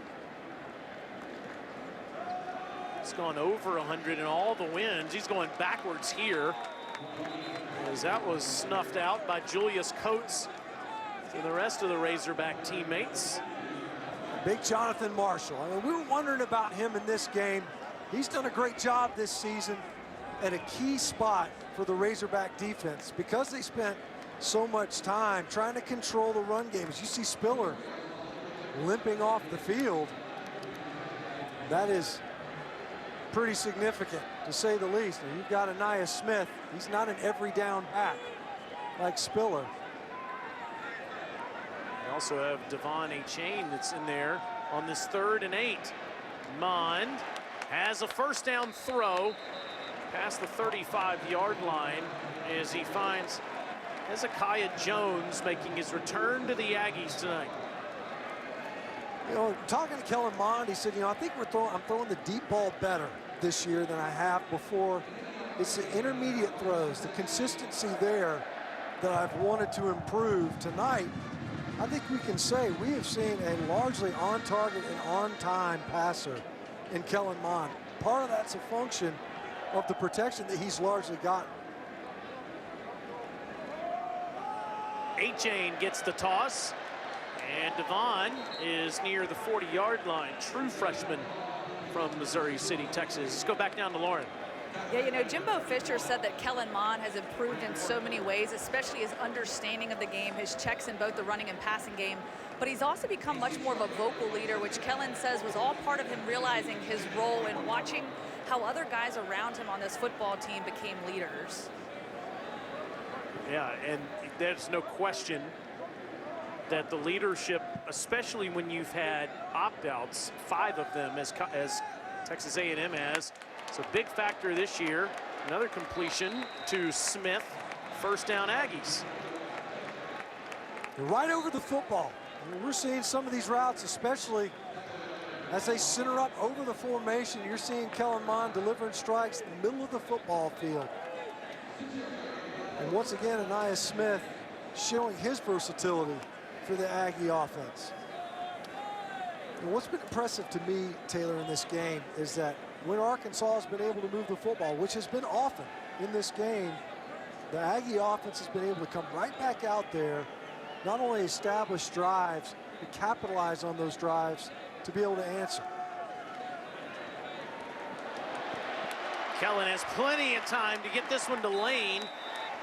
And soft coverage down the field yields a big play. Chase is inside the 25. You said it. And we've seen this time and time again. You got Hudson Clark. He's playing deep third. And the ball's getting completed in front of him. Earlier in the first half, we're seeing balls completed, tight ends between the deep middle field safety and the corners. But you're right, soft, wide open in that zone on the left side. 26 yards to the redshirt freshman on that play. They toss it ahead to Smith. And he won't get much there as Bumper Poole chases him all over the field. Second down. Great job by number 10 for Arkansas. He diagnoses quickly, he triggers quickly from linebacker, and was able to get upfield into the outside of the formation before Smith could get going. Dangerous proposition if you can get him out there on the edge and into space.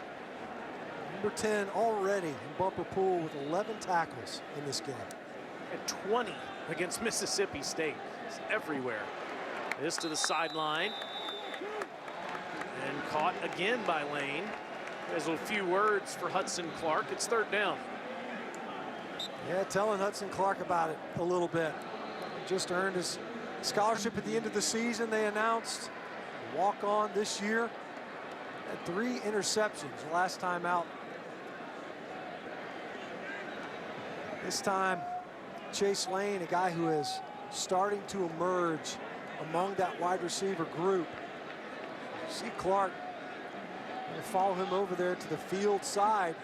Singled up with Chase Lane again at the top of your screen. Spiller's back in, but he's covered up to the end zone. Weidemeier's open. Touchdown.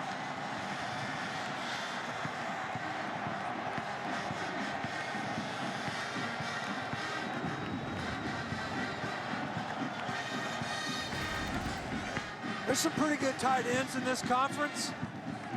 Jalen Weidermeier, Kyle Pitts. I don't know. I like Weidermeier a lot too. See Kellen Mond takes a shot. Grant Morgan at the end of that one, and once again delivers another great throw for the Aggies.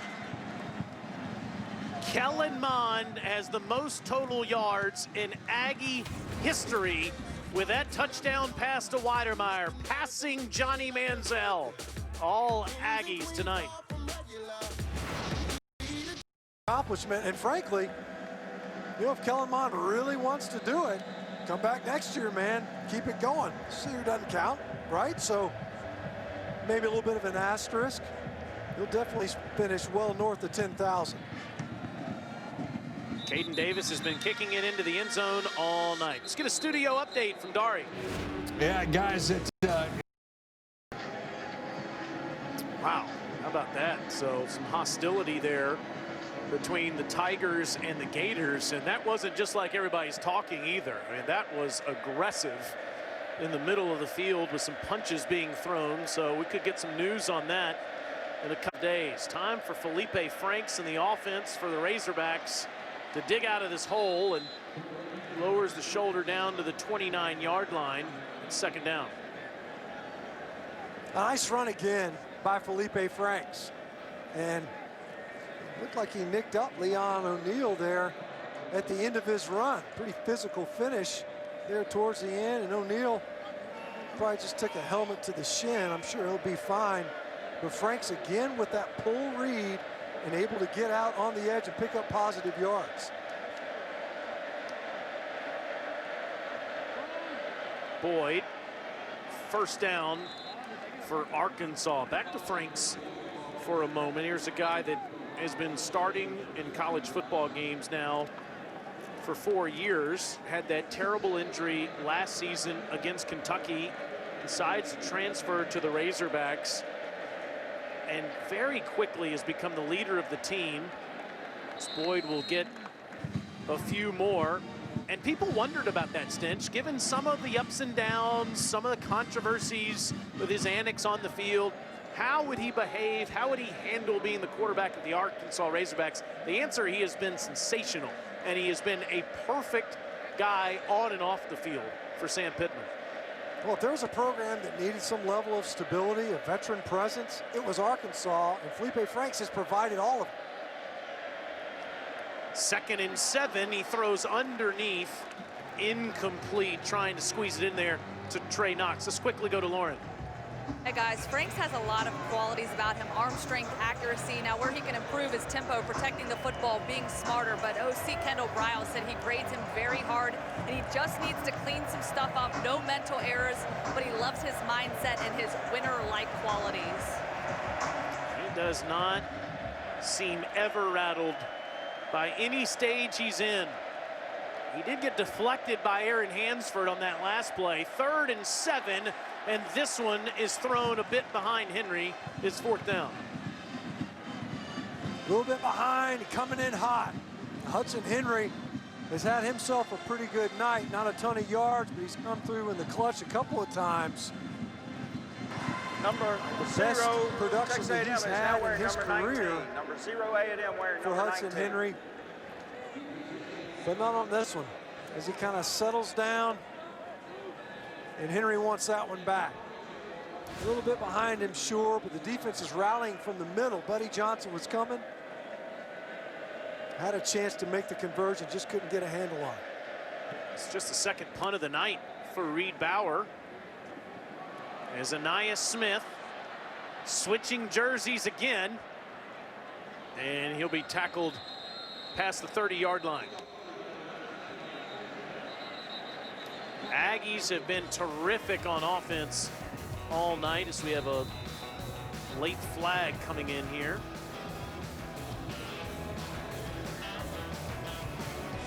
All right, we'll check on that flag in just a moment. Kellen Mond back on the field.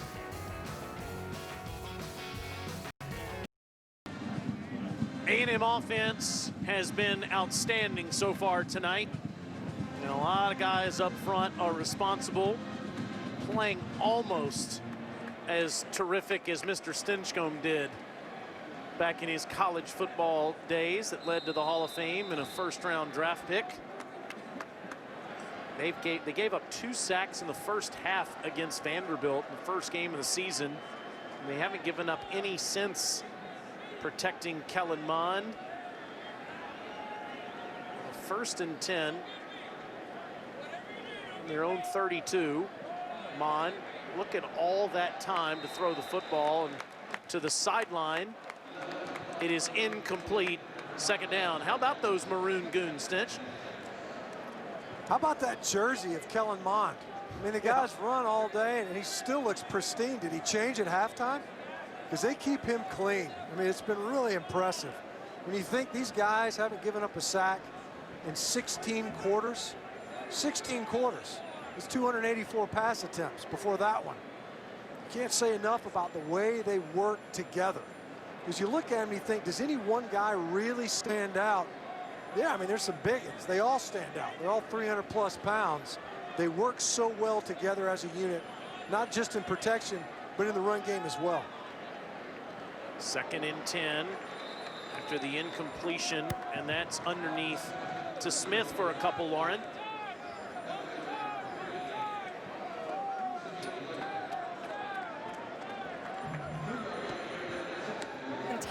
offense, receivers are getting open faster. Kellen Mond is making better reads, and they just have this mentality of nobody touches our quarterback, and they take offense to it when the opposing teams do that. So a big turnaround from a season ago. So that might explain why his jersey looks so pristine. Yeah. It does. It's clean tonight.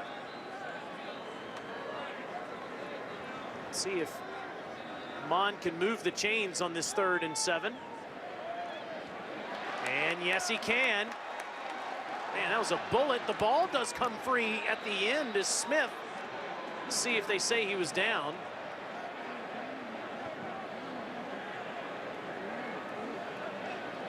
And I do believe they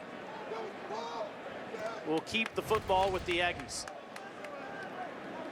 Kind of short motion, Smith. Is it a catch and runner down before the ball coming loose. First down.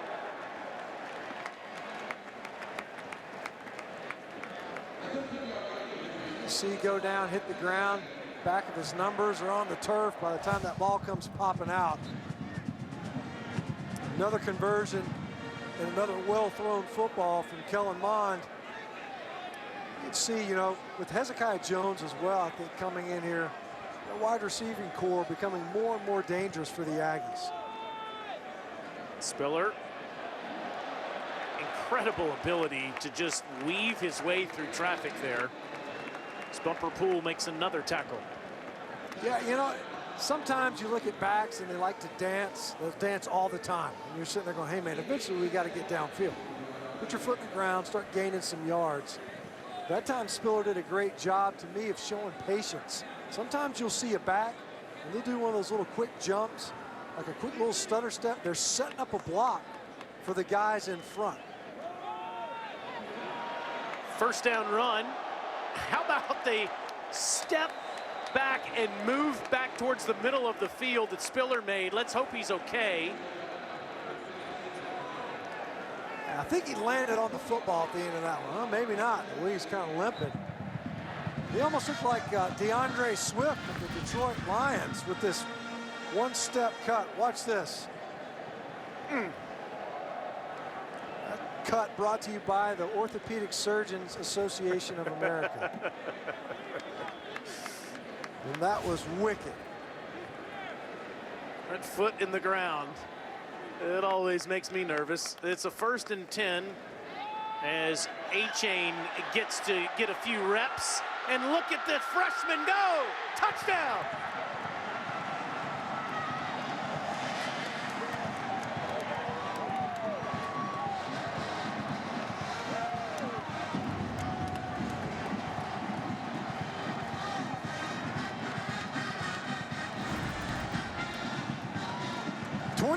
Runs, 25 passes, and another touchdown for the Aggies. Couple of broken tackles. I count 3 in the open field.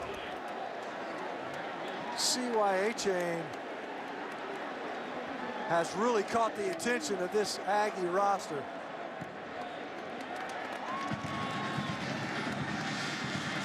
(42-17) Aggies.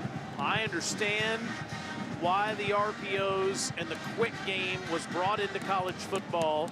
Defenses have had a world of trouble trying to adjust to it. Jimbo Fisher hasn't changed much throughout the entire time. In a couple of decades, he's one of 6 active coaches in college football. It's won a national championship, and his offenses may move slower, but they stay on the field, they get first downs, and you just referenced the extraordinary balance they have.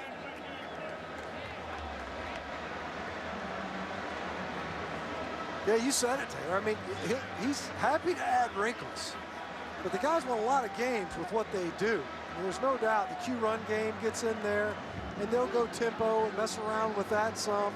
The RPO game, as you mentioned earlier, James Coley coming in, adding some of that. But the ground game, the rushing attack, the contributions from the quarterback position, and really what is proving to be a pretty deep stable of backs for the Aggies, and they're showing out here tonight. 25 passes, 25 runs, and 3 of each on that last scoring drive. And I do think, Stench, that the team that is on the field tonight here in College Station had to get adjusted to the 5 players that opted out when they played Vanderbilt and had that close call in the first week of the season and then lost to Alabama. And they've done that. No Jamon Osmond, no Anthony Hines, 2 significant contributors. They've gotten adjusted to the players they have. And now this is a team that looks like the 8th ranked team in the country as Traylon Smith takes a big hit after a few. There's no doubt that it took them some time to spool up this year, to start playing better and better, especially offensively, because as you mentioned, a lot of new faces. It's a backwards pass that goes out of bounds, and it will be a first down for Burks. Count as a rush. You can see the play caller there, Taylor, and Kendall Briles come running down there, signaling the formation, wanting Traylon Burks to get back out there and lined up. 9-yard run. Now Franks. He's shown a little Archie Manning tonight, just dodging tacklers left and right, and he gets a few there. That's actually a darn good comparison, really. You know, he's just heady enough, really, when you see him. And other than, you know, he took a couple of sacks earlier in this game, but he's found ways, might be cramping up a little bit. You see him kind of drop down to try to stretch out that calf muscle at the end of that last run. Clock runs out on the third quarter. Aggies offense has been sensational, running the football at will and throwing it too.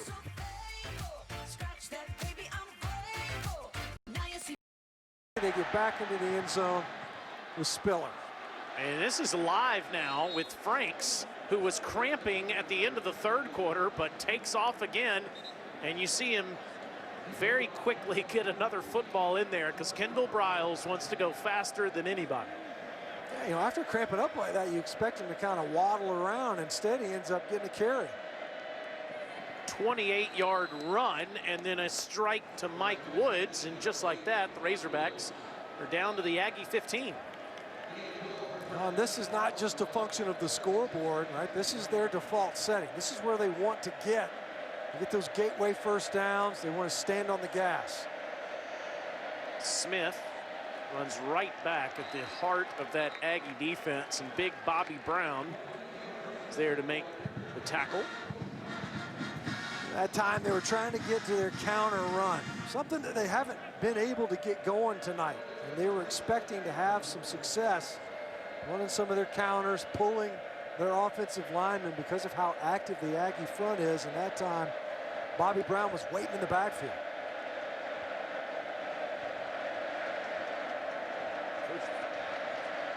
Coach Briles will go a little slower with this one as Franks comes up to the line.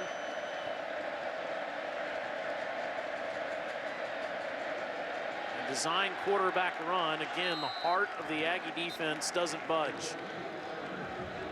Give that one to Aaron Hansford, the wide receiver turned starting linebacker after Hines opted out.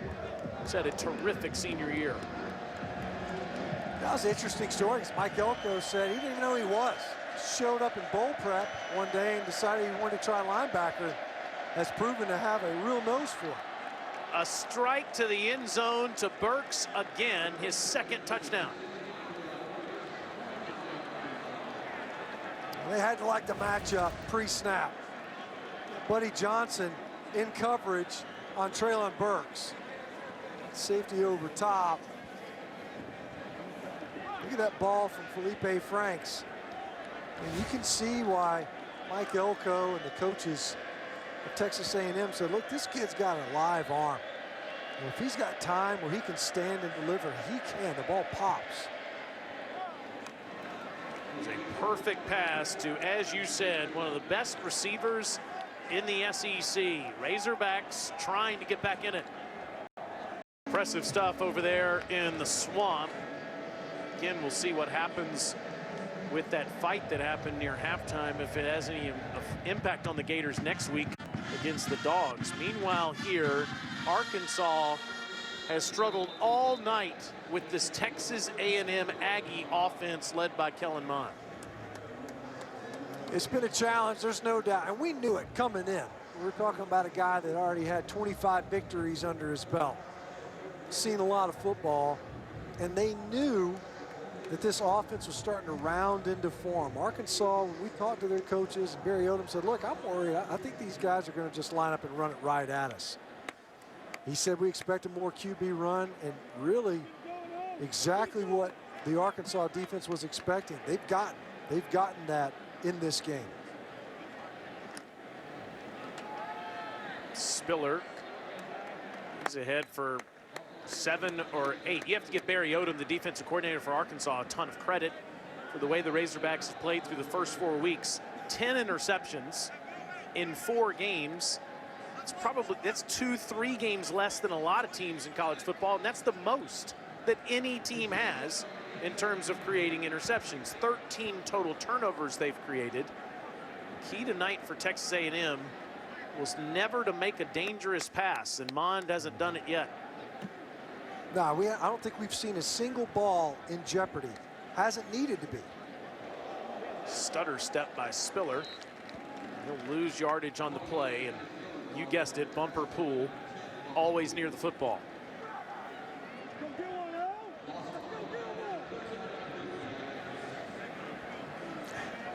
And part of it's been, you look at this A&M offense, they've gotten into quite the groove. I mean, other than taking a knee right there at the end of the second quarter, 6 straight drives, touchdowns. That's quite a rhythm to fall into. 3rd and 4, and Arkansas comes across. That's Dorian Gerald.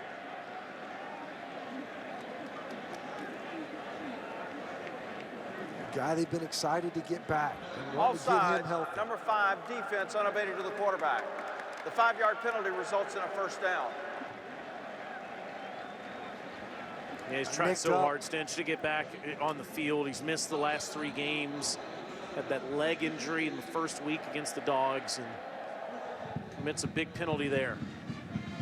Yeah, a guy's just anxious, wants to get back out there, wants to get going a little bit, was in on the play on the previous snap. Just got a little froggy pre-snap on that one. Option toss to Spiller, and he's out of bounds after another nice first down run for about 8 more before Slusher pushes him out. It will be fascinating to see as the SEC, like every conference, changes week to week. Who in the world would have thought Auburn would crush LSU 48-11 today? But if you're looking at the way this Texas A&M football team is playing right now, we certainly will have a chance, if not be favored, in every game the rest of the way. And if Alabama doesn't lose more than 1 game, A&M doesn't have to play in the SEC championship game. That's a great point. Yeah, I mean, they've already faced the team that will likely represent the West. Flag comes in. And as we've already shown a little bit earlier, this is holding, number 55, offense. 10-yard penalty, replay second down. Favorable schedule for the Aggies. I mean, I think there's quite a bit of discussion that could surround the only 2 games where the Aggies aren't currently favored according to FPI, and that would be LSU and Auburn. LSU's at best Jekyll and Hyde. They had the game versus South Carolina last week. A little bit surprising. A regression, I think, to what would have otherwise been expected with a backup quarterback and TJ Finley today. I wonder how good LSU will be down the stretch, especially defensively.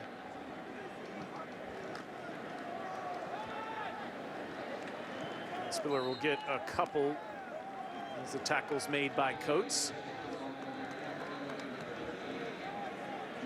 Be favored in Columbia next week, and then at Tennessee on November the 14th before the Ole Miss Rebels are in College Station on November 21st. LSU coming to town the Saturday after Thanksgiving and finishing the season on the Plains. And all we can do is make thoughts based on what we're seeing right now. I guess a better point would be how much each of these teams are going to change in this COVID era of college football. Mon to the sideline. It's incomplete, looking for Hezekiah Jones, but nice coverage there by Monteric Busta Brown. Yeah, as you mentioned, and you almost wonder, are they anticipating that, compromising A&M? Because the way that they have been able to play and string together a couple of performances, you know, given what we've seen from Auburn, as you see Jimbo Fisher enthusiastically coaching his four-year quarterback, and Kellen Mond. He talks about it often. He embraces being coached hard. It's one of the things he admires about Kellen Mond. Fair catch made at the 24-yard line as the Razorbacks are down 18. To you by Yellowwood. They run the ball so well at Texas A&M. But look at this. I mean, Elias Smith, he's weaving, I think, in and out of the hash marks just to make it interesting for himself, because the defenders have been cleared out. Isaiah Spiller getting into the action. A-Chain getting into it. True freshman. The Maroon Monsoon in this one, because they're just flooding the field with rushing yards. Everybody's getting in on it. Wouldn't be fair to just show one play. You have to show several. With the way that Texas A&M has been running the football at will against Arkansas tonight. Can Felipe Franks get his Hogs back in this one? Scored the last time they touched the football.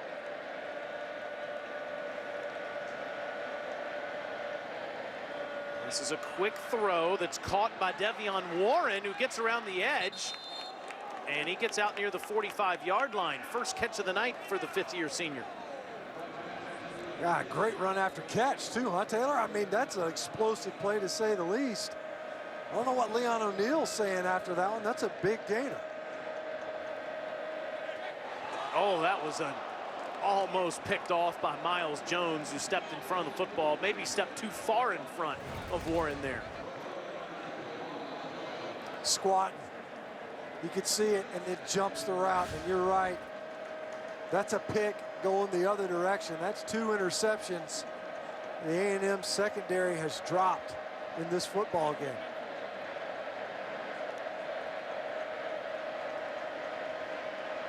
Felipe looks around and collapses.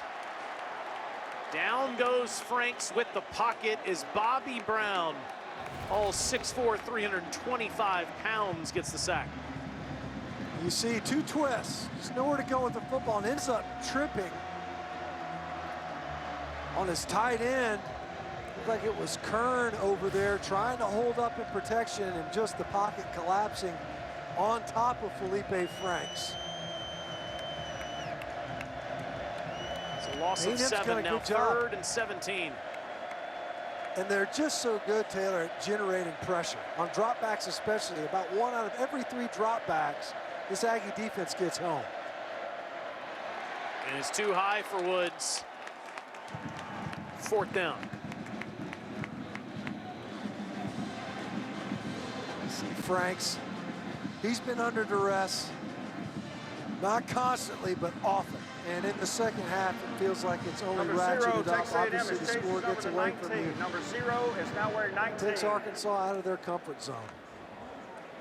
Again, they're explaining the Anais Smith jersey change. He's dressed up like a punt returner now. He's number 19. Reed Bauer will punt. To a man that gets an announcement every time he's on the field. And he's down at the 12.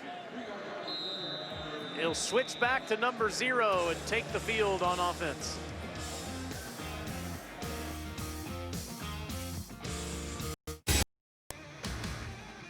The senior from San Antonio, Texas, has had a terrific night tonight, breaking all kinds of records. He is number 1 in passing yards, completions, attempts, total yards, and now he's over 10,000 in his Texas A&M career. And just did it in dominating fashion. Only 5 incompletions on 26 attempts, and he's hurt Arkansas with his legs. Spiller will get a few as Jimbo Fisher will work on the clock. 10,015 total yards for the 4-year starter in College Station. And he's also going to break Corey Pullig's record for the most starts ever by an Aggie quarterback, assuming good health, barring any kind of setback. He'll do that in 2 weeks. This is his 39th start. He'll get to 41 2 weeks from now. Aggies play at South Carolina and then at Tennessee coming up next.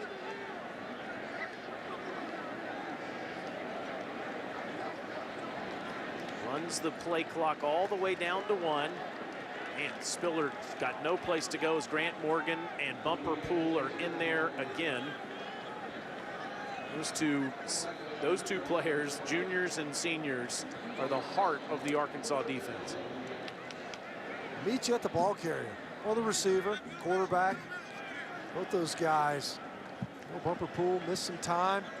Grant Morgan just had a career day while he was out. Those guys have to figure out a way to divide up the tackles because they are just so active. Part of that's made possible by the way that Arkansas front has played largely this year. The 42 anchoring the point, eating up blocks. And on 3rd and 13, Hudson Clark comes out, and that's the first 3 and out tonight for Texas A&M. Back to Poole and Morgan for a moment. Reset the Razorbacks game will clock burn a to timeout. 6:45. Bumper had 20 tackles against Mississippi State. 30-second timeout. And Morgan had 19 against Arkansas. Those are both, or Ole Miss rather, those are both in victories, and they're not against wishbone teams either. They're against teams that throw the football, and still to have that many tackles in a victory just gives you an idea of how often they're around the football. Westerand got a pick 6 with one arm. Got that elbow all Arkansas' braced second up. charge time out of the half. Both those linebackers, they play good ball. And tonight they combined. They joined forces for 18 stops between the two of them, which is an off night. They're used to getting 20s, right? That's right. Constantino punts it to Burks. And the Razorbacks have 6:39 left and need to get something going in a hurry. Turned around these Razorbacks at 2-2 on the season. It was fascinating to hear what he said about learning how to talk to communicate with officials, when to go call timeout, making sure he's standing in the right place on the sideline, figuring out where the play clocks are, where they're different in every single SEC stadium. Learning on the job. He hasn't been a head coach at any level in 28 years. You certainly wouldn't think that with the way he's turned this program around, as Boyd gets 8 on first down. No, and it's always interesting to talk to him and the things that he's most proud of. And obviously, the buy-in from his players is huge. But one of the things, and he said this multiple times, is the kind of staff that he was able to put together. He's really proud of that. He should be, because his team has definitely responded. This is a different football team than it was a season ago. We saw him a lot. And Felipe takes off. Yeah, and it's more than just adding a guy like Felipe Frank, so you can't discount the impact that he's had on this team. But it's the rest of these guys that have elevated their play, and it's showing up. It's showing up on teams that are preparing to play Arkansas. They're playing tougher. There's a higher level of effort. There's a higher level of execution. Over 200 yards rushing tonight for Arkansas, as that's incomplete. Let's go down to Lauren. Guys, I'll tell you what, I love Sam Pittman's philosophy. His philosophy is to build a team of players who will run through a brick wall with him. Not for him, but with him. He said that he set high expectations for the team. They're going to be tough on you, but they're also going to love you every day, and that's what this coaching staff brings to the table. Communication, consistency, both keys for him, and that's something that has been felt around the program since Pittman arrived. I've really enjoyed just talking to him those last couple of weeks. We had him in the Auburn game a couple weeks ago. Obviously, tonight, and really just, it's been nice getting to know him as a coach and as a person. And I'll tell you what, he exudes a lot of patience. Every time I've interviewed him, he's very calm about things. He has a lot of confidence and a lot of patience. He is. He's a breath of fresh air to talk to, so incredibly well respected by his players. And he uses his words wisely too. He's not somebody that's just going to always think, I need to talk like most head coaches. He's a guy that uses his actions before he uses his words. Saw Buddy Johnson come in there for the tackle for loss. Frank's running for his life again. Stays on his feet, and he's down near the 28-yard line. It'll be 4th down. That's becoming a familiar refrain, especially here in the second half, as you see Felipe Franks.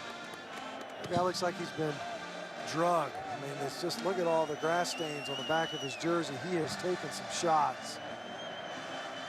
He keeps getting back up. You see, heavy breathing, just trying to keep fighting, scratching, clawing to advance the football. Toughness, effort, the things that you expect from an offensive line, former offensive line coach who's now your head coach.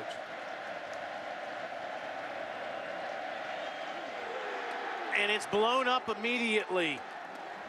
That's Devin Morris, the junior from Caldwell, Texas. It's a turnover on downs.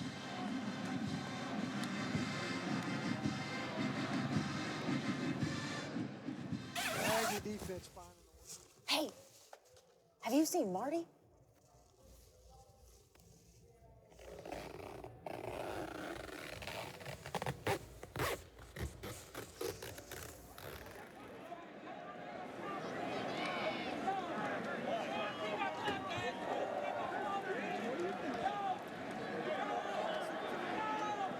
Aggie defense finding a way to get off the field once again, thanks to Devin Morris covering up Boyd out of the backfield, and Arkansas can't score.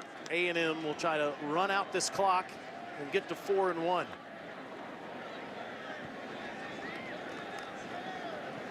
A-Chain had that touchdown run a few series ago, gets a few. Kyle Field has had over 27,000 people 5-yard penalty. here Replay first down. in the stadium tonight. How about that? 27,114. Every other year, that'd be one of the worst attendances you'd ever see in the SEC. Instead, it's the biggest crowd we've seen in college football. 2020 is crazy. It really is. You know, a lot's changed. The impact of the 12th man hasn't, though. I mean, it's amazing. We talked about it earlier. Those guys, they find a way as a fan base to impact games. Gators talked about it, and their big defeat there at Kyle Field. You know, the crowd noise can get you offensively, you get a little cattywampus sometimes. I mean, you can't hear what's going on. A-Chain is tackled by Torian Carter. It'll be 3rd down. It's the 9th straight win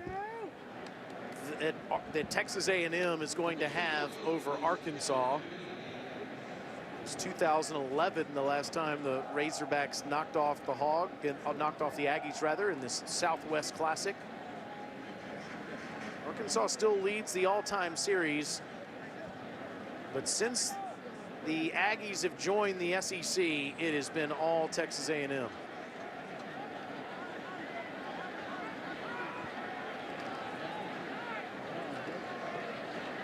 Second and 14 after a penalty was called. It's A-Chain who gets a few. It'll be 3rd down.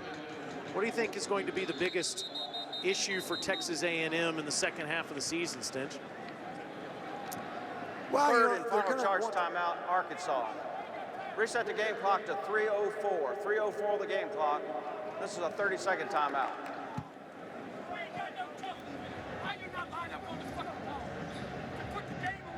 Well, I think that, you know, part of it will be, you know, not just maintaining focus, that's part of it, but rounding out the wide receiver group, and the fact that I think tonight, part of the reason why we were able to see Anais Smith in the backfield, contributing as a runner, and he's done it coming into this football game. He already had 30 touches as a ball carrier tonight, just the 3. But I think that that's going to grow. There's going to be a chance for that. And why is that? Well, it's because of guys like Hezekiah Jones finally getting back onto the field of play, getting that guy further acclimated to the pace of play again. It's been a year and a half. They targeted him 8 times in this game. That's a lot for a guy that hadn't been on the field, and they did it early. I think that's something that offensively that they're going to continue to develop. The ground game, I think, is about fully realized. You know, the way the front has played offensively throughout this season, really, and since the Vanderbilt game has been impressive.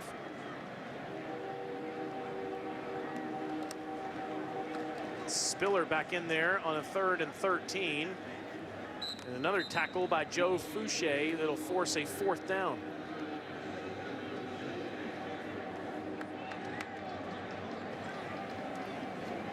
After we wrap things up here in College Station, be sure to stick around for SEC Football Final presented by Academy Sports and Outdoors. Dari Noka in the game will break down all of the day's football action. It's coming up right after the game here on SEC Network and also on the ESPN app.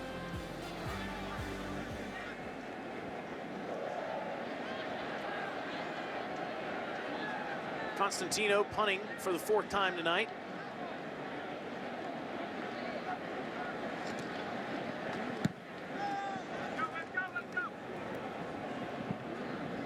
It's off the side of his foot, but it does take somewhat of an Aggie bounce. And there's 2:05 left in the game. Okay, for my favorite graphic of the night, here we go. I think it's quite obvious that I'm a big M&M's guy.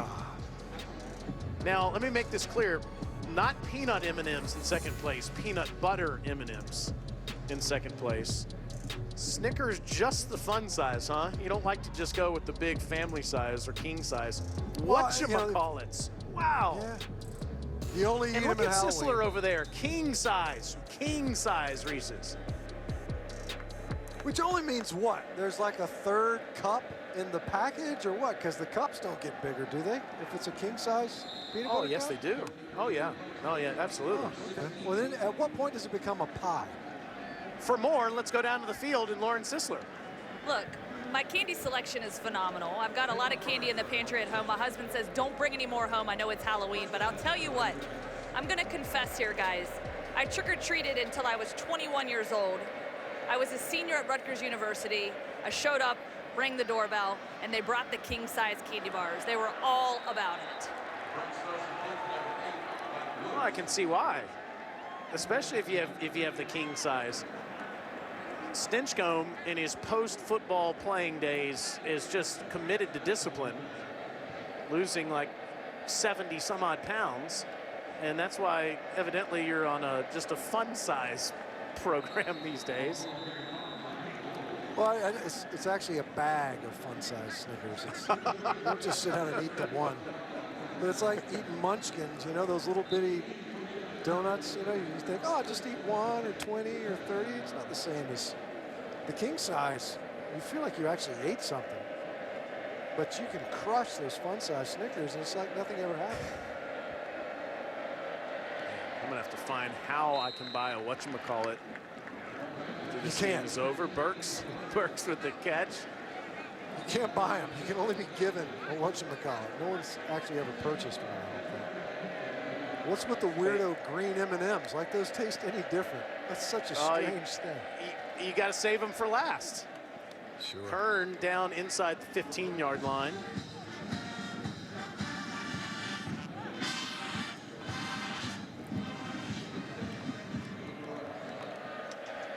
Felipe Franks trying to finish with something positive here as Boyd goes all the way to the end zone. Touchdown.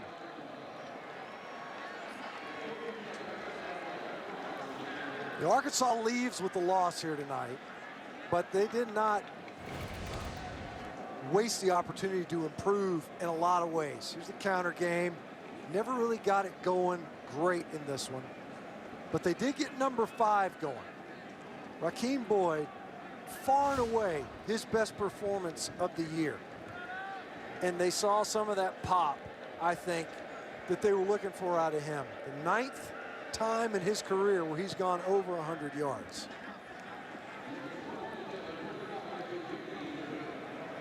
42-31 after the extra point is made. And there's a picture of Boyd when he was an Aggie, redshirted back in 2016. Looks like he's got shoulder pads on in that picture. He's a big dude. And more than anything, that was a guy that was just so quiet. I mean, it's just a quiet year for him.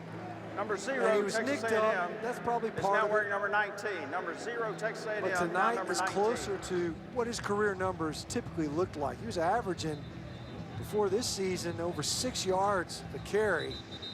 And as you see, for his career, 9 times where he's gotten north of 100. And this was his best performance, bar none. And Arkansas moved the football on the ground. They missed some opportunities, there's no doubt. And of course, you know, the A&M offense, once they got into that groove, they just did not get derailed until here late, really. Definitely a positive to take out of this game, as Arkansas will host Tennessee next Saturday night at 7:30. Meanwhile, the Aggies will be in Columbia in one of those unique annual cross-division games. 2 years ago, speaking of sugar, 2 years ago we called that game the Aggies and the Gamecocks, and you tried to impale yourself eating a donut burger at the South Carolina State Fair. I'll never forget that. That was not intentional. That was completely incidental. No one tries to impale themselves. But it was worth the amount of risk. joy that you had on your face. I mean, you had tears in your eyes as you were consuming that. I think our producer tried to show a replay, and you looked at me and said, "You got this, pal." I'm in a really good spot at the moment. Yeah. The hidden toothpick was unnecessary. Excellent performance by Kellen Mond tonight. 21 of 26, 260 yards, passing, 3 touchdowns, ran it for 32 more yards, and has the most total yards in Aggie history by a quarterback as they improved to 4-1 on the season. We talked about it coming into this game, where Kellen Mond stood from a record book standpoint, but it's his performance. The guy's he's wanting to win games. He's a quarterback of a team that, as we talked about it, they've got a chance to wiggle their way into the college football playoff. In a strange year, they have that opportunity. As you see both quarterbacks embracing there towards the end. Felipe Franks played like a warrior, but Kellen Mond put together a pristine performance here tonight versus the Razorbacks. Let's take a look at what he did tonight. It was all game long, just a consistent effort from number 11. Spread the football around early. That was to answer an opening score for the Razorbacks. Got to Aniyah Smith, to Jalen Weidermeyer. He threw it under duress a couple of times. Really showed some toughness, standing in the pocket, took some shots, not only as a passer, but on the receiving end of some shots from that Arkansas front. Stood, delivered, carried the football well, made good decisions here tonight. You have to like the way things are trending for the A&M offense as they kind of build momentum in this season. At the Gamecocks next Saturday night, and still one of the best records in college football, not out of it in the college football playoff picture as they go to the back half of the season. And Kellen's getting set up as we speak, down there on the field with Lauren Sisler. Kellen Mond, can you hear me okay now? Oh yes, he can hear me. We'll crank that down just a little bit. Kellen, First and foremost, you guys come out with a big performance, a very balanced attack on offense. How would you evaluate your performance tonight on the offensive side of the football? I thought we played really well, and I think we're really balanced both in the pass game and in the run game. And I think big thing we were able to convert on third downs and keep the chains moving. So that was something that we knew going into the bye weekend this week, playing Arkansas, and we were able to execute. So your name now etched in the record books. You have now eclipsed the 10,000-yard mark on total offense for a quarterback. What does that mean to you, Kellen? It's special. I just think back all the days, just putting in a lot of work with so many great leaders, and Christian Kirk and Travion Williams, and then now just look at my growth, and I couldn't thank my teammates and coaches enough. Coming off the bye week, you showed some improvements out here tonight. What can you take with you in the back half of the season? Just being more consistent, trusting my eyes and trusting my receivers to make plays. We were able to get Hezekiah Jones back tonight, and he had a big-time game, and I only look for us to continue to get better both in the pass and run game. 27,000 fans here tonight, 12th man showed up. Yeah. What does that mean to you? That's who we come out here and play for. They've been so spectacular this year, especially with all the rules and regulations going on, and they definitely helped us, and got some big wins here. Thanks so much, Kellen. Thank you. What a terrific representative of college football Kellen Mond is. For Matt Stinchcomb and Lauren Sisler, I'm Taylor Zarzer. Our final score in College Station tonight. Number 8, Texas A&M 42, Arkansas 31. Up next, SEC football final presented by Academy Sports and Outdoors. Let's send you back to Dari and the crew in the studio.